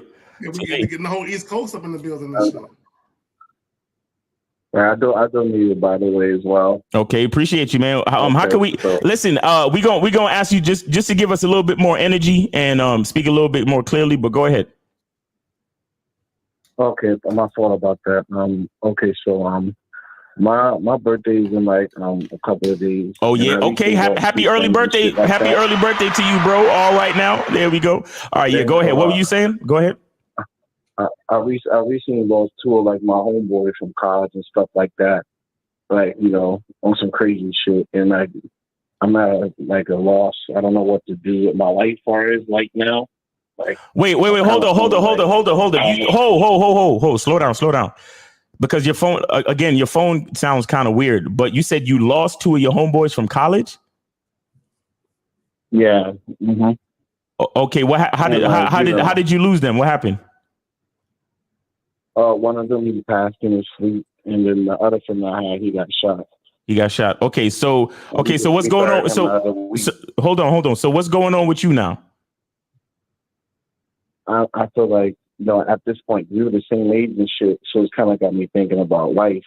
Mm-hmm. And like I'm kind of feeling lost right now. I'm not really sure what to do. Right. I just feel myself going on a downward spiral. Mm-hmm. You know, I don't got no kids or nothing to my name. Mm-hmm. But I don't want to fuck my life up and shit like that. Mm-hmm. And I'm like, my question is pretty much, what advice would you offer me? Like, I know motivation is BS. I know, like, you got to make a choice to do whatever you feel you have to do and be confident and stuff. But what do I do now to get myself out of this slippery slope so I don't, like, fall off?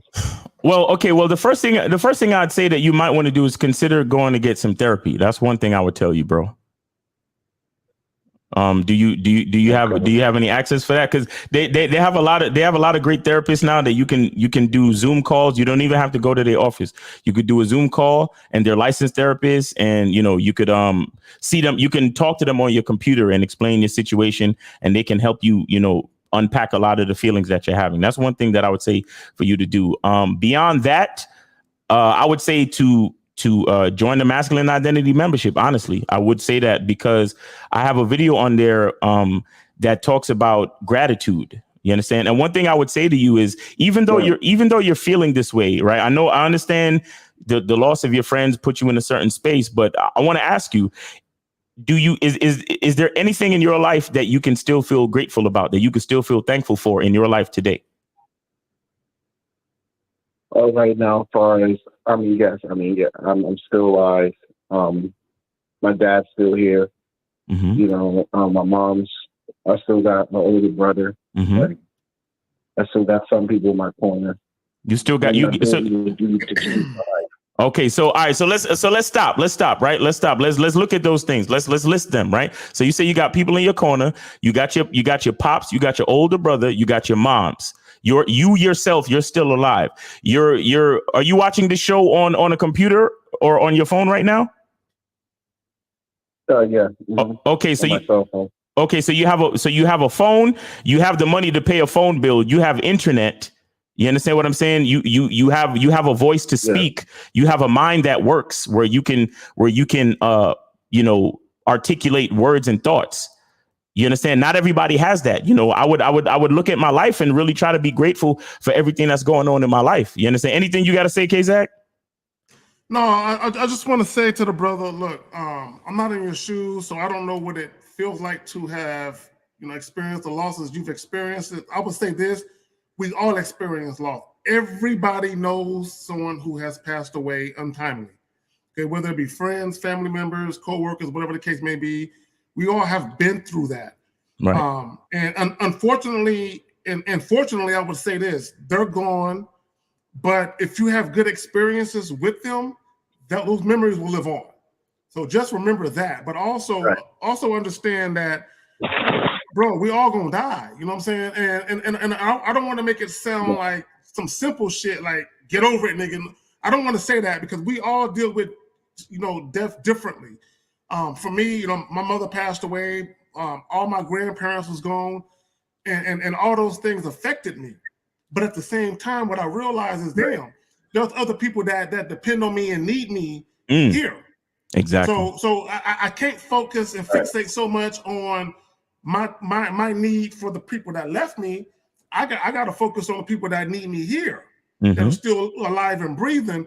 And I'm not, look, when it comes to mourning people, no one can tell you how long you should or could mourn. It might take you years to get to the point where you feel better about it. And no one can tell you different. What I would say to you is take a step back, look at your life, look at the meaning of your life and what you being here means to other people. Exactly. And somehow figure out a way to make that matter. If you know what I mean. Exactly. Caller, do you understand that? Yes, thank you. Thank you all very much. I appreciate that. Yeah, man. Yeah, and another thing I'd say, these the friends that you lost, how what's going on think about what's going on in their families and how they're taking it. You understand? And think about ways that you could possibly help them. Not just K Zagan was explaining that, there's people in your family that love you that would be sad if you weren't here. So also keep in mind that those are two friends that you lost. So those are two families that are dealing with their loss as well. So understand that the loss that you feel is not just on your shoulders. The loss that you feel, other people are going through it too. You understand? So there are people out there that identify with your feeling of loss. Okay. So realize that you're not by yourself. Okay. Right.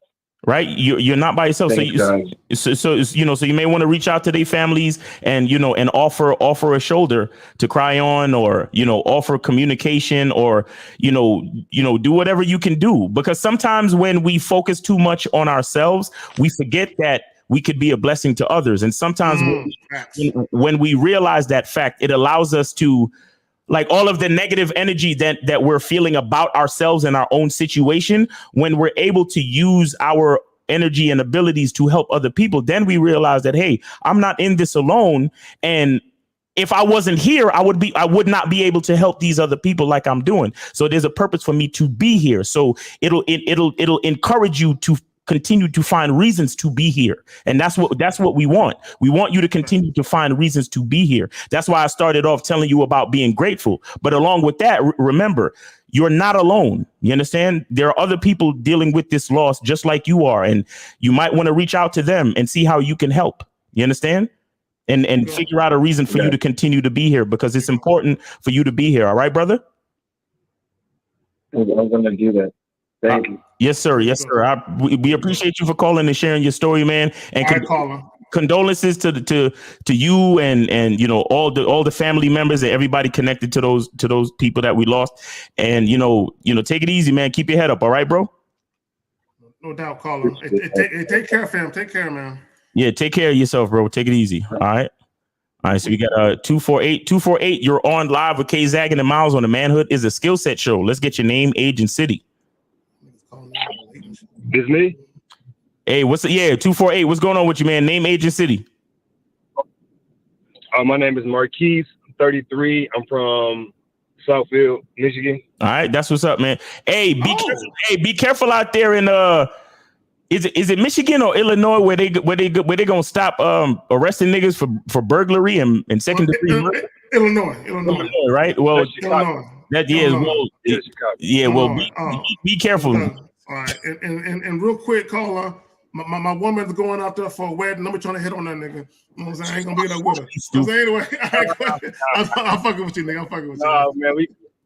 No, man, because that's what my woman is from Detroit, but she got connections in Southfield, and they're gonna be out there next week and shit. You know what I'm saying? Without me, I'm gonna be back in San Antonio doing my thing. But anyway, man, caller, you got it, fam. Yeah, I'm sorry. Yeah, go ahead, caller. What's your question, man?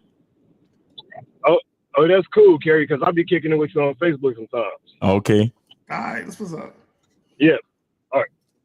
So, All right. So, my question is.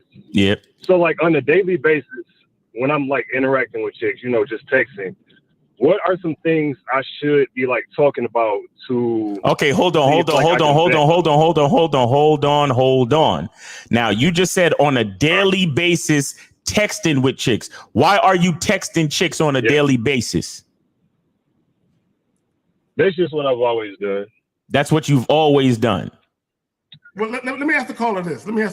Now, with you texting women on a daily basis, how do you feel about that? Do you feel like it's something that you cool with, or do you feel like it's something that wears on you? How do you feel about that? It depends. If the chick is not receptive, then I just. But if she is cool with doing that with me on a daily basis, then I'm cool with it. Okay, all right. So look. Okay, this is what I would say to you real quick, and I'm gonna pass it to Miles. This is what I would say to you, and for any guy listening right now, right? When you meet women for the first time, the first thing you should be trying to figure out: does it make sense to deal with this woman past this initial interaction? Okay, do we have any reason to deal with each other going forward? Part of that is she compliant to what you want to do? Is she being cooperative? And are you guys compatible within that moment? So, and I said all that to say this. What is your bottom line? What are you trying to achieve? What are you trying to do with that woman? When you very first meet that woman, you should be trying to assess that. The very first time you meet her, you don't have to deal with her 2, 3, 4, 5 times and figure it out. The very first time you meet her, you should be trying to assess whether or not what she's saying and or doing in that moment is conducive to your bottom line. Does that make sense? Yes, I get that.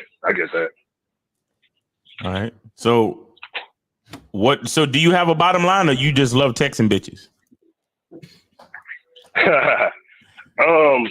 Both. So I do just like generally enjoy talking to women, but my bottom line is respect. That's what I'm always looking for. But my initial goal is I am looking for somebody to be in a relationship with. But I do make women wait at least a year. But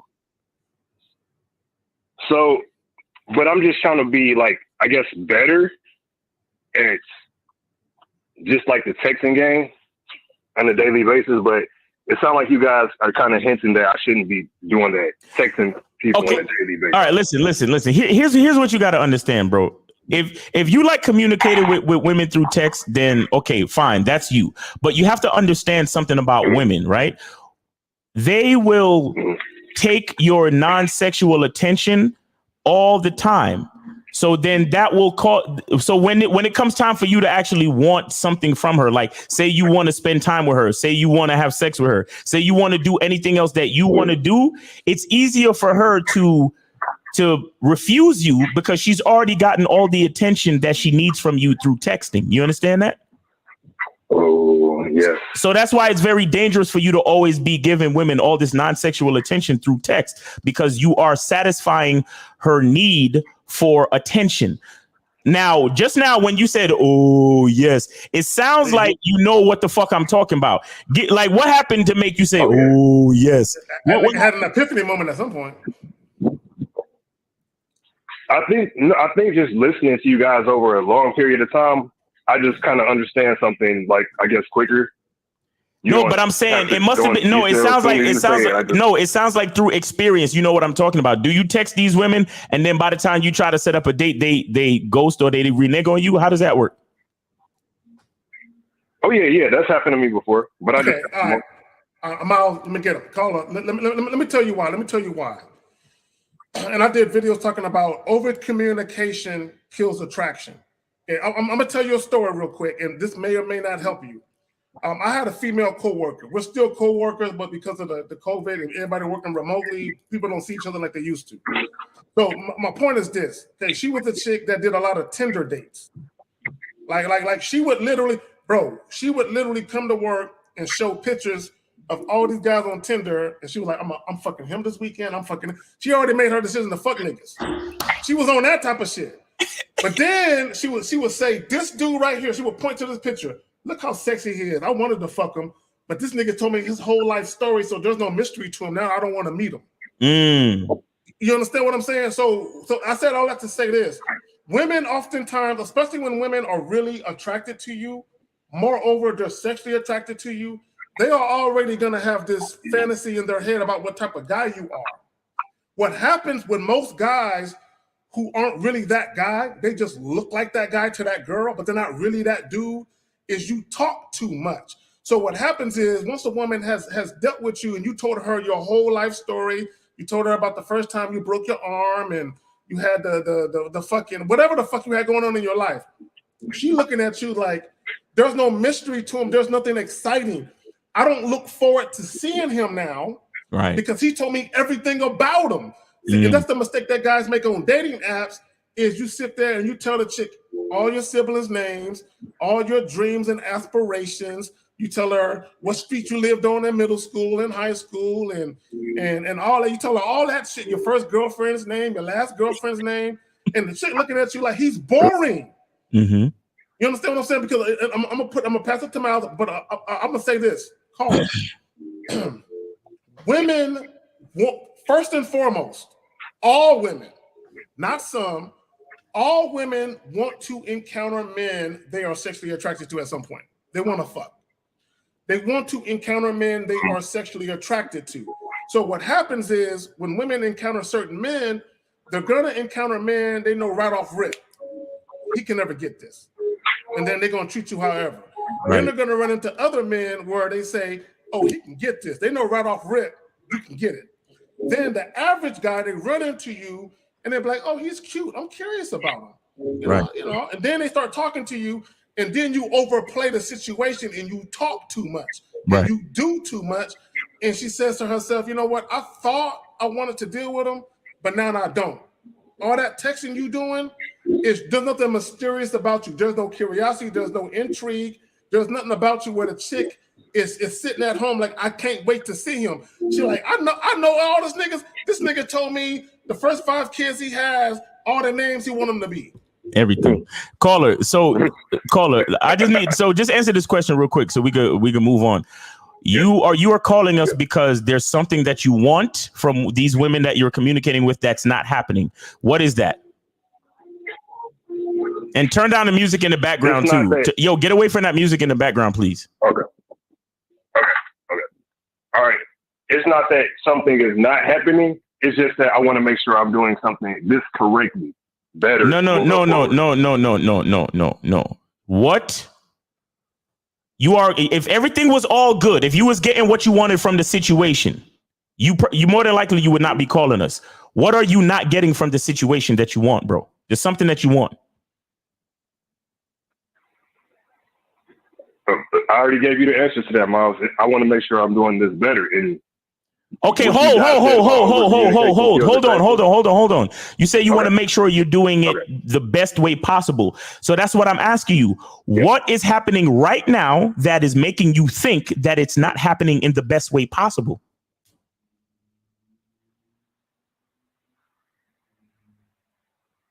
It's not that something is not happening. So you're It's just just in the you're just past, unsure of things have not yourself. happened. You're just But right you're now, just you're just everything is good with the you're just context unsure I'm of talking yourself. to. Hold on. The question, so you're just unsure of yourself and what you're doing?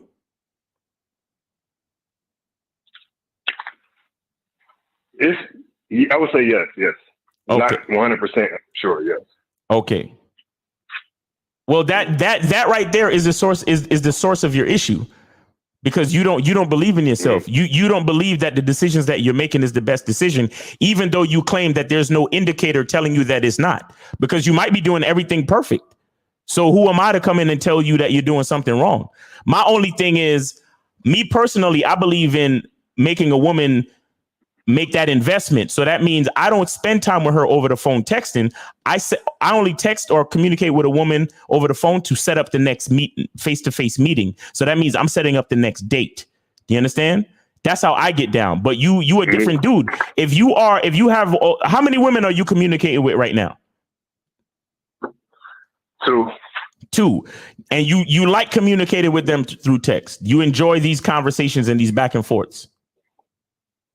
Yes. Okay, so bro, you're getting exactly what you want. There's nothing else for me to tell you. You're getting exactly what you want from the situation. I do have a question though. One more. Okay, go ahead. What you guys said about that over communication and kills attraction, that has me thinking that, man, maybe I need to tone down how much I text them. No. Listen, you said you like texting with these women back and forth. That is what you enjoy, and you are getting that. Yes. So you're good, bro. I'm serious. I'm not being sarcastic. I'm dead serious. If that's what you like to do and you're getting what you like, then there's nothing for you to improve upon. Keep doing what you're doing. Well, let me say this, caller, and Miles is absolutely right, because you're telling us that that's what you want. You like that. But what you really want, you want to have sex with these women, don't you? You want to fuck them? Miles is saying, no, you just want to talk to them. Miles is saying, you don't want to have sex. You want to talk to them, go home and jack off to an image of what it would be like to fuck them. That's what Miles is saying. I'm putting words in his mouth. All right, but caller, Miles is right, because you said, out of your mouth, you said, I like conversing with these chicks. So the question is this: what do you really want?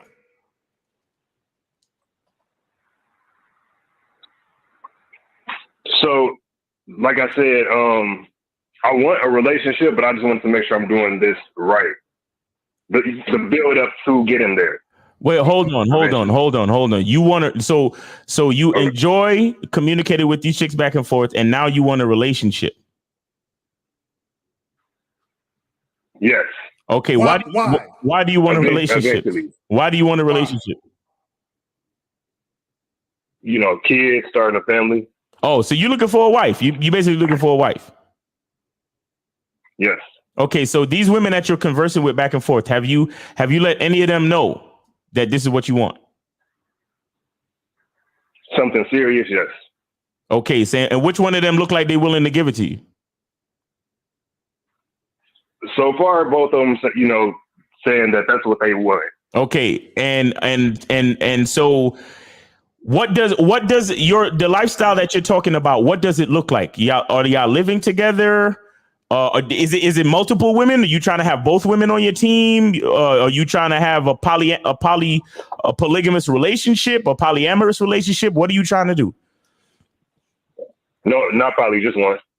Okay, so basically, over this next year, I'm just vetting them, and after a year, if both of them are still around, then I'm going to pick one, whoever I feel like is putting in the most work for me. Oh, okay, all right. Hold on, real quick. And, okay. Caller, let me ask you a question. These two women, are you currently having sex with these two women? I smashed one so far. The other one, not yet. Okay. All right. So let me say this. This is what I would say to most guys, especially younger guys. In my opinion, this is just my opinion. I don't think younger guys, especially guys in their 20s, I don't think they should be looking to be in relationships. I know you're not in your 20s. You said how old are you again? 33. Okay. All right. Fine. Okay. Cool. I don't think most guys in their 20s should be looking for a relationship for a multitude of reasons. One, a lot of niggas is just too goddamn immature, and they don't know themselves.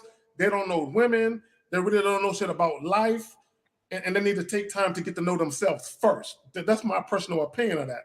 Now, you 33 years old, you get into that age where you want a wife, you want a family. There's nothing wrong with what you want. What I would tell you is how you go about trying to get it. There could be some issues with that. Now, this is what I would tell you. You can meet a woman and you can tell her straight up, hey, look, I ain't looking for no casual shit. I'm only fucking with chicks and I'm trying to do X, Y, Z. What say you? Now, you can run into a woman that's about what you about and she's really interested genuinely in wanting to date you and see the process through as to whether or not y'all can actually have that together. But when you let women know up front that you're looking for something serious, you're going to encounter women who are going to take advantage of that. Let me explain what I mean. There are women who understand when a man is looking to be in a relationship, he's going to do certain things for women that he wouldn't do if he was just wanting to fuck. You understand that?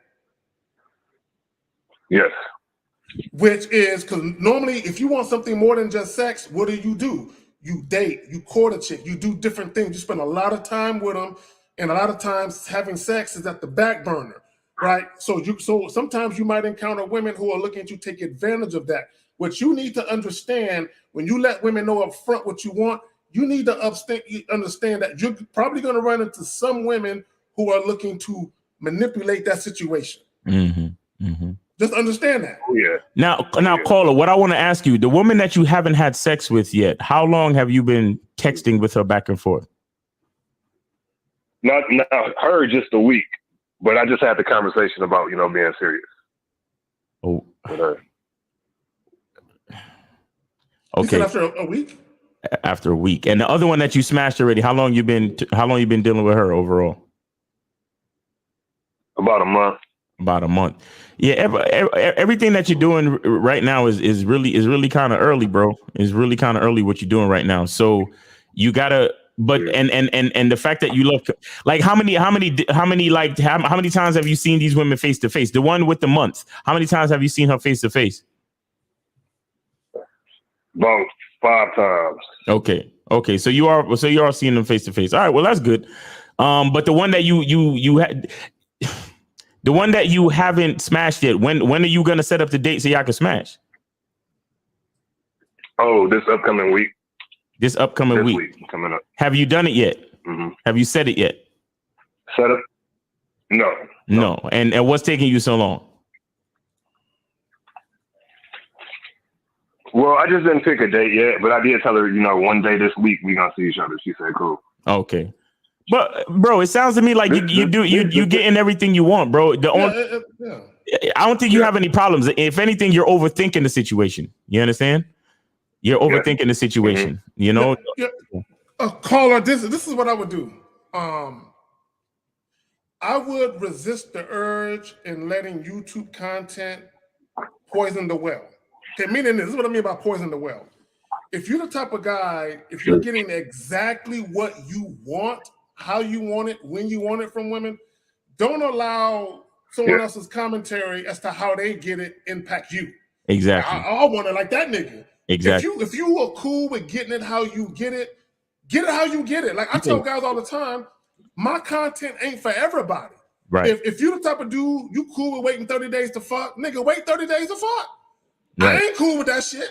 You know what I'm saying? But I'm saying, but caller, there are dudes like I personally know guys, not too many. You know what I'm saying? But I personally know guys. Well, let me rephrase it. I personally known guys over the years. They were the type of guys. They did not engage in casual sex at all. They didn't like having one night stands. They didn't like doing none of that. They only wanted to have sex with chicks that they've known for a few weeks, a couple of months, where they built some type of meaningful connection with, and that would be the only time they would want to have sex with that woman. There are guys out there that exist. I don't know too many of them, but if you're the type of guy where you cool with that, you cannot allow my commentary, Miles' commentary, the Real Game commentary to get you off that if you cool with that. Like if you can live with that, if you can sleep with that, do that.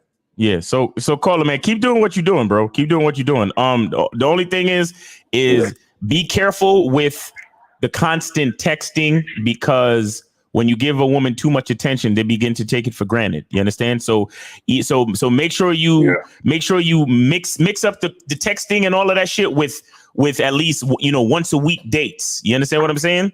To make sure that they're willing to put in the investment to spend time with you, have sex with you, and deal with you. Okay. Always let them know, like, if I'm not getting what I want, I'm out. Okay, perfect. That's what's up. That's what's up. All right. That's what's All right, up. perfect, man. So thanks for your call. We got a bunch of other calls to get to, and because niggas always want to call in at the last minute. So we're gonna holler at you, bro. All right, appreciate you. All right, caller. Good luck to you. Appreciate you guys. All right, man. All right, so we got 336. You're on live with K Zag and the Miles on the Manhood is a Skill Set Show. Let's get your name, age, and city. Yo. Name is Jason, 24 years old, city of Charlotte, North Carolina. All right, we on overtime, so please get to the question, bro. All right, so yeah, I got two questions for you. First question is, how can I stay motivated in the game when it comes to dealing with women, approaching women, getting rejected by women? Like, what can I do to not feel discouraged and still stay motivated? Because it seems like men have to put in a lot of effort to get women who themselves are damaged or broken. You see what I'm saying? Okay. Caller. Let me say this. For anyone listening, it was designed for men to put in effort. That's how it's always been since the dawn of time. It's been designed for men to pursue women. I ain't say chase women. I didn't say chase. I said pursue. It's always been that way. Now, what you will have, if you look at history, going back to the 1800s, 1700s, when a chick was feeling you, she would drop her handkerchief and you would pick it up and come holler at her, right? Women still do that to this day, where if they're interested in you, they'll let you know in some, way that, hey, I'm come holler at me. But for the most part, if you are a man and you see a woman that you want, you are designed to go get her. Let me go holler at her. Let me go talk to her right quick. That's always been, that will never change. Now, on occasion, you might have a woman that might come up to you and make it super easy. Like Miles say, macking on accident. You know what I'm saying? Dudes walking outside their crib and tripping over the welcome mat into some pussy. Like, oops, I ain't see you there. You know what I'm saying? It do happen. It do happen when you just look up, you're at the right time, at the right place, dealing with the right chick. And then months later, you still ain't fucking. Go ahead. Yeah, what about, like, in terms of, like, texting? Like, women who don't like the way you text, or women don't like the way you know what I'm saying? Just wait, hold. Wait. What do you mean women don't like this and women don't like? What are you talking about? In terms of, okay, let's say you make the approach, you get her number, but maybe something's off with your text and she don't fuck with it. Wait, hold. Wait. So has any woman texted you and told you, hey, I don't like the way you text? Yes. Has any woman said that to you? Yes. Yes. Hello. Yeah. I'm curious. Okay. So has that happened recently? Like in the last month or two? Yeah. All right. Okay. Stop. So run through the text. Run through what you say to these women. Like run through from the beginning of what do you meet these chicks online? Is it online shit? No, face to face. All right. So face to face. Hold on. Face to face. You meet the girl. You get the number, and then go. Tell me what happens. All right. So my first text is normally, "Hey, so and so, it was a pleasure meeting you." That's normally my opener. Okay.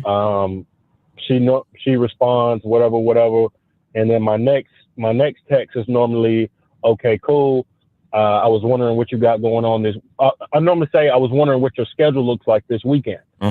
And sometimes I think women think that it's like I'm too soon, like I'm coming off trying to see them too soon. Stop. Caller. Tell her, hold on real quick. And hold on real quick. I see what you're getting at. Can you get precisely to the point where a woman says you should text different? What did you text and what did she suggest you should text? Or when did she tell you she don't like how you texted? She didn't suggest that I text anything like other than like, oh, my text game is dry. You know what I'm saying? My text game Wait. She said what? She said like, okay, so I was texting this one chick and she asked me why so dry. You know what I mean? And it's like, I'm just trying to get straight to the point with her. Like, you know what I mean? Like, I'm not trying to I don't want to text all day. I don't like texting as it is. Okay. Ho. Caller, listen. So you don't like texting. So what do you like? I like fucking. That's what I like. Okay, so that's what here's what you got to do. My God. You got to let them know. You got to be like, well, my text game is dry because it's not about all this text shit. I need to see you face to face. That's what you need to let them know. You said, you'll see the full extent of my character and all the fun you can have with me face to face. So that's why I'm trying to set up this date. You understand? My text game is dry on purpose because all the wetness comes when you speak to me face to face. That's what you say. No doubt. You know what I'm saying? But here's the thing, caller. Here's the thing. All right, go ahead. No, go ahead. I'm sorry. Yeah, go ahead, Zach. No. Oh, you're talking about me? Okay. Let me just say this for you, caller, and everybody listening. I really need for y'all to understand what I'm about to say. Okay? It's really this fucking simple. Whatever it is you want. Now, you're talking about meeting women face to face. See, meeting women face to face versus meeting them online, it's a little different, but it's the same in a sense. But when you meet a woman face to face, she should know what you're about right then and there. It makes no fucking sense exchanging fucking phone numbers if she don't know what you about. I did a video asking y'all niggas, do y'all want phone numbers or do y'all want to fuck? What do y'all want? Do y'all want to call a bitch or fuck a bitch? What do y'all want to do? Sometimes that direct approach shit, it turns women off. Like, here we go. Yo, caller. You know what you know what your problem is? You the type that get mad whenever a woman say no. That's what it is with you. Yeah. You understand? Yeah, So check this out. So you want every woman to say yes to you, huh? No. So what it is it's just lately, like I know what I have to do. I know it's a numbers game. I know you have to talk to a lot of women. Okay. I know this. Okay. But it's just lately, like, goddamn, lately it's just like I've been in a slump, man. Like, man. Hey, listen, man. Look, if I was next to you, man, I'd give you a big hug, man, and kiss you on the cheek, man, to make you feel better, bro. Because you know you going through a slump right now, man, and I know you feel bad, and I want to make you feel better. Listen, man. That's a bro hug, nigga. Tell you. Listen.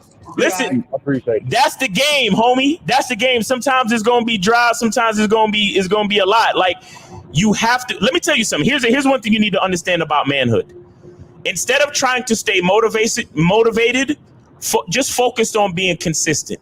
You hear that? Yeah. You understand? Because let me tell you something about motivation. Motivation is emotional. Niggas want to feel motivated because they want to feel good as they move forward. But let me tell you something about consistency. Consistency doesn't give a fuck how you feel. Do you understand that? Facts. Do you understand that, caller? Oh, yeah. You said who doesn't give a fuck about how I feel?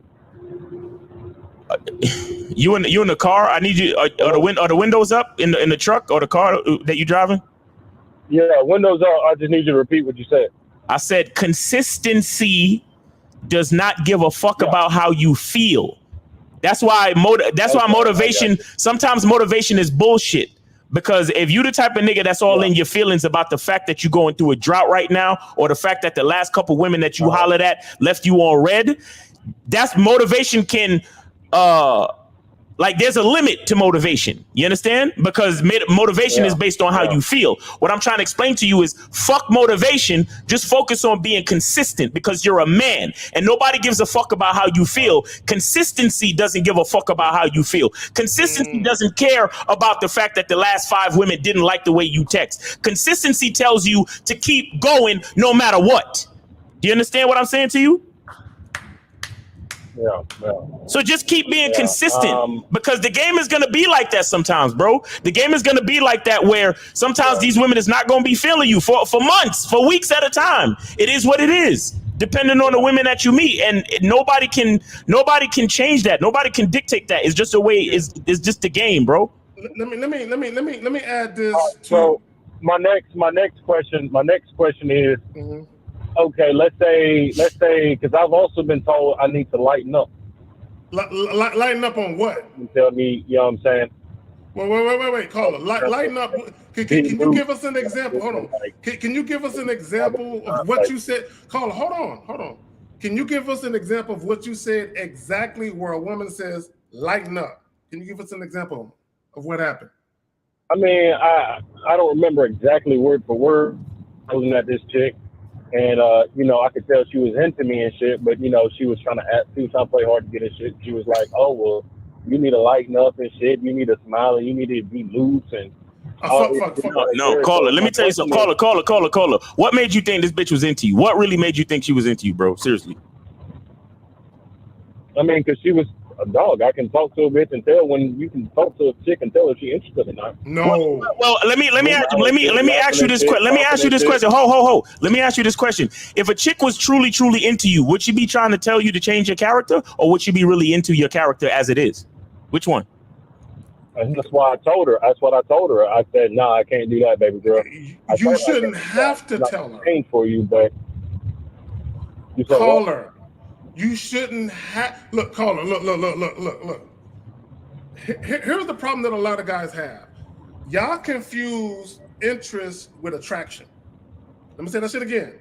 Y'all confuse interest with attraction, meaning because a woman is willing to engage back and forth with you, that's showing interest. But is that interest genuine? Is it sincere?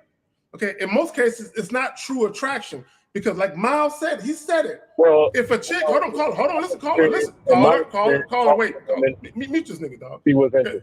Okay, hold on. Like I got experience.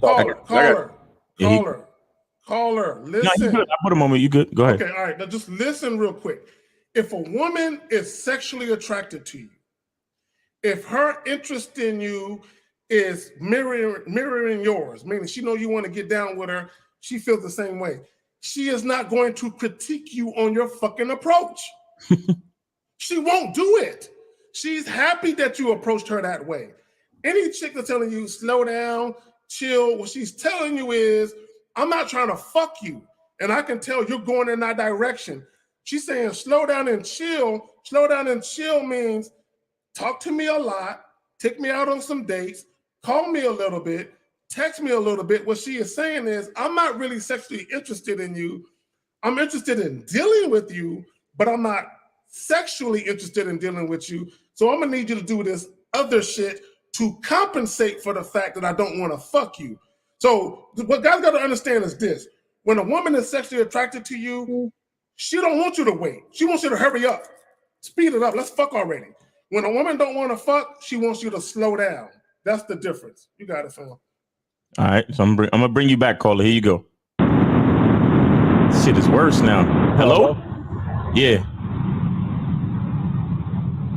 Hello? Yo. All right, man. We on overtime. I ain't. Yeah, we got live. We got shit we got to do. Yes, sir. we good on calls. What's up with the calls? Yeah, we good. Yeah, we good on calls. We good. You want to get a couple questions? You ready to bounce? We could do a couple questions. Yeah, we can do a couple questions. All right, so we got one right here. So he says, don't debutante bars also incorporate the ability to perform certain skills assumed to go with womanhood? Of course. I think we covered that. We talked about that. We covered it. Yeah, we did. Okay, all right. So let's go on to another one. So he says, very many content creators are pushing the narrative that making money before thinking about women. Okay, let me just say this, and I don't know if you want to sponsor this, Miles, but I'm gonna say it again. There are a lot of guys, YouTube content creators, YouTube followers, and just people, men in general. A lot of y'all have been indoctrinated with a tricks mindset. You have a tricks mentality. And what you don't realize is that you are engaging in situations that are transactional.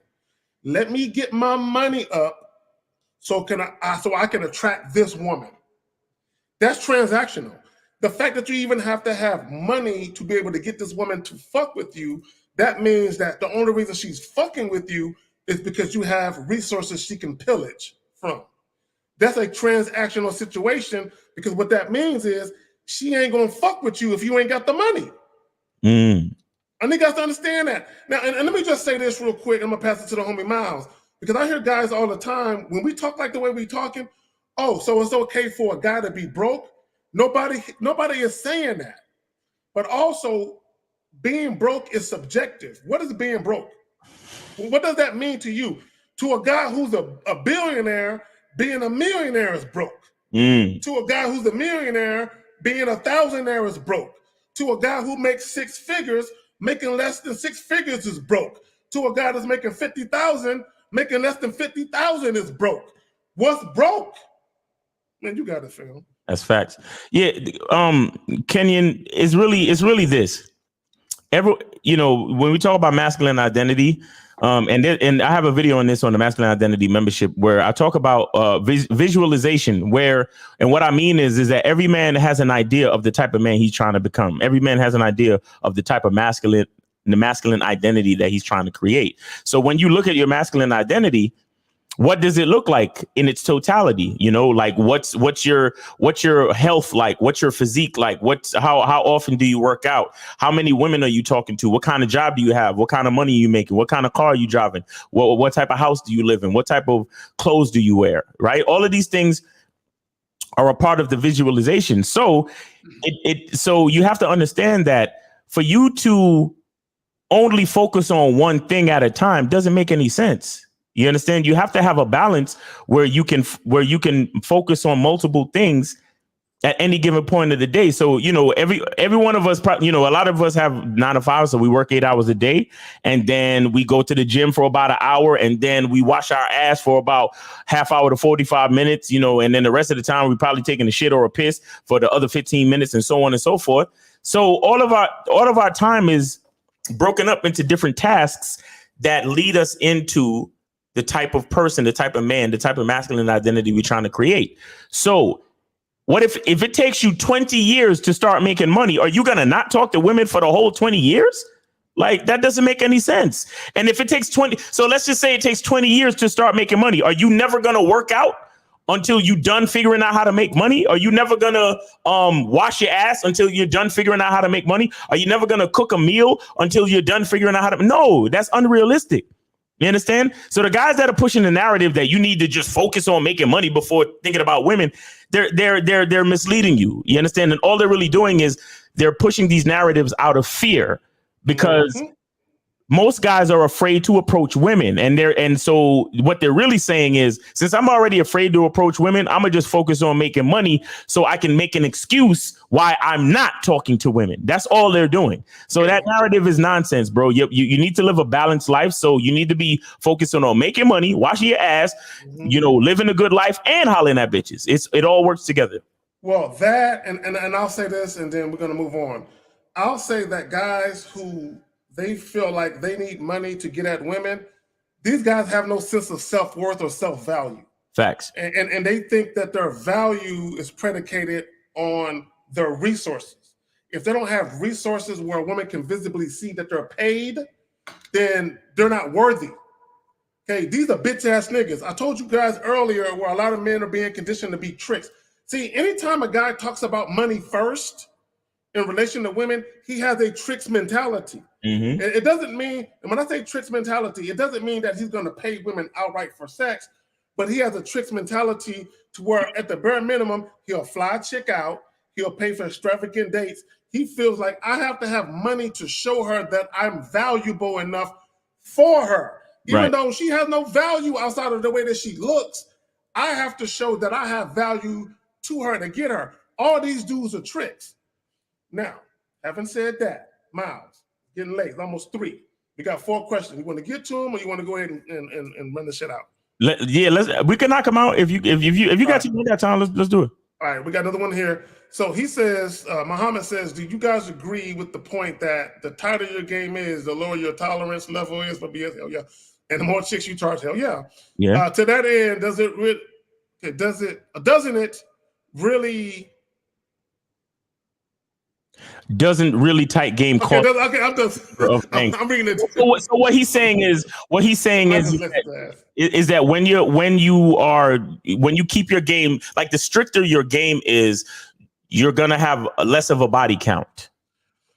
You understand? Now, yeah, you could say that. However, this is why game is such a beautiful thing, because you can still have a high number of bangs, but it depends on your strategic movements. So for example, if a guy's game is tight, when a guy's game is tight, chances are that he knows the type of female that he likes to bang. So what he's going to do is he's going to keep his game tight, but he's going to strategically put himself in position to get at as many women of that type that he can to keep his bang numbers high. Do you understand what I'm saying? So you still can't just, I understand what you're trying to say, and that can be true, but at the same time, it can also be true that when your game is truly tight and you understand strategy, that you can still increase your bang numbers depending on the type of game that you're looking at and the type of women that you're looking for. Okay, this is what I would say in relation to his question. When you do reach a certain level of game, when you start dealing with certain women who actually treat you like a king, the bar has been set for the level of treatment that you expect. And it goes back to what you said, Miles, about going back in the beginning, about entitlement. About the entitlement is not necessarily because you think you deserve something you're not willing of. It's because you're used to a certain type of treatment. You know what I'm saying? So when you reach a certain level of the game, you're used to chicks coming at you a certain way. Right. So if a chick come at you anything below that, she getting charged.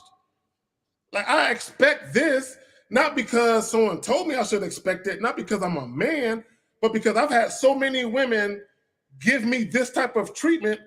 I'm not dealing with nothing below this. Exactly. So, and there are some women who have the same claim to fame. Their claim to fame is, I'm used to men paying for everything, flying me out doing this. So, of course, for them, they're going to be like, why would I deal with a dude who's going to do less for me than what I'm used to? So I can't be mad at that. But my only issue with it is when dudes complain about women being entitled, but you're part of the reason why some women are entitled.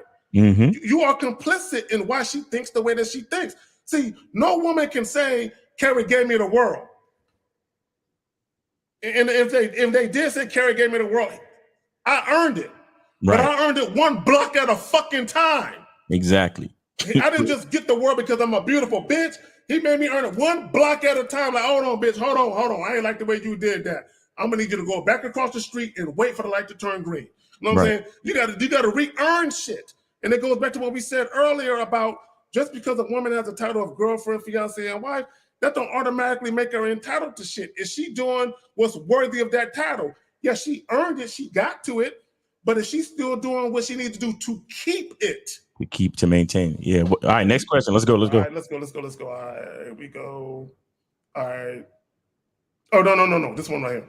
All right, what's the difference between being complacent and being content? You want to grab that one first? Yeah, I'll just do this real quick. So complacency means that you are happy with where you're at and you don't think you need to put in any more work. That's basically what it means. Content just means happy. Content means that you're satisfied with where you are, but it's realistic that you could still, do better. You understand? So one is just based on being stagnant, which is complacent, and content is just happy with the way things are right now, but there's always room for improvement. There you go. And I will say this. Complacent means you settled. Exactly. You're like, fuck it. It don't mean that it's the best you can do. It's the best you can do for right now. And because you want something so bad, you just take what you can get. Right. That's complacent. And also, you don't appreciate your position. know what I'm saying? When you're complacent, you don't appreciate it. You don't work to improve it. Right. Content is it's kind of like a person who works a 9-to-5 job and they make just minimum and they could do better, but they feel like, hey, I'm cool with my life as is. You know, I don't want anything. I'm cool with surviving. I don't want to live.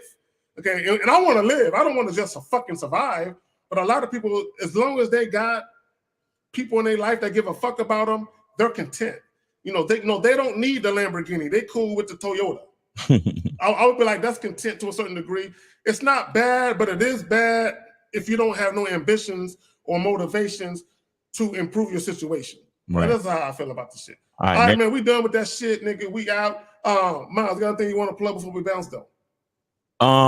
Yeah, guys, Bad Boy membership, go to badboymembership.com. We have over 100 programs on the Bad Boy membership, and also the Bad Boy membership includes the Game Kings documentary that you can stream at any time once you're a member of the Bad Boy membership. And go to masculineidentitymembership.com. Appreciate you, Zag. Masculineidentitymembership.com, where you can find videos that are going to help you with different mindsets and understanding the game inside. That's going to help you understand who you are. Once you understand who you are, then you can you literally get the blueprint to get what you want out of life. So that's what the Masculine Identity Membership is all about. So go to masculineidentitymembership.com and go to badboymembership.com and check those programs out. One other thing I would say too is follow me on Instagram, Miles in the Game on Instagram. Monday through Friday, I do nature walks, and I put it on Instagram Live, where I show myself walking through the trail, and dudes get up in the chat and ask questions about game, and we chop it up. And it's usually a very, very fun time. Guys always get some good game out there, and I learned a lot of things too, man. So I appreciate the guys that follow me on that. So hit me up at Miles in the Game on Instagram, and also my Cash App is the same thing, $ Miles in the Game. So appreciate y'all for showing the love. Mr. K Zaggin, I appreciate you for having me, man, and it's always a pleasure, man. Love chopping up game. Oh, and check us out on the Real Game No Theory panel tomorrow, 12 noon Eastern time, man. We got Steve the Dean, Mr. 1950, Mr. Lucario, K-Zag, and myself. Shout out to Taekwondo. Is he going to be on the next one? He's supposed to be. I think Ty took a little break. Yeah. He a younger nigga. He in college. He got other shit. Right. So for all y'all wondering, he was never off the joint. He just had other things he had to attend to because he a young man. He got other obligations, but we still fucking with the youngin. You know yes, what I'm saying? So, so if you don't see him, always still shout out to Taekwondo, because he got things that he's setting up, and he needs the freedom to do what he got to do as a young man. So it is what it is. But yeah, man, check us out on the Real Game No Theory panel tomorrow. Appreciate y'all, man. All right. Hey, we out this bitch.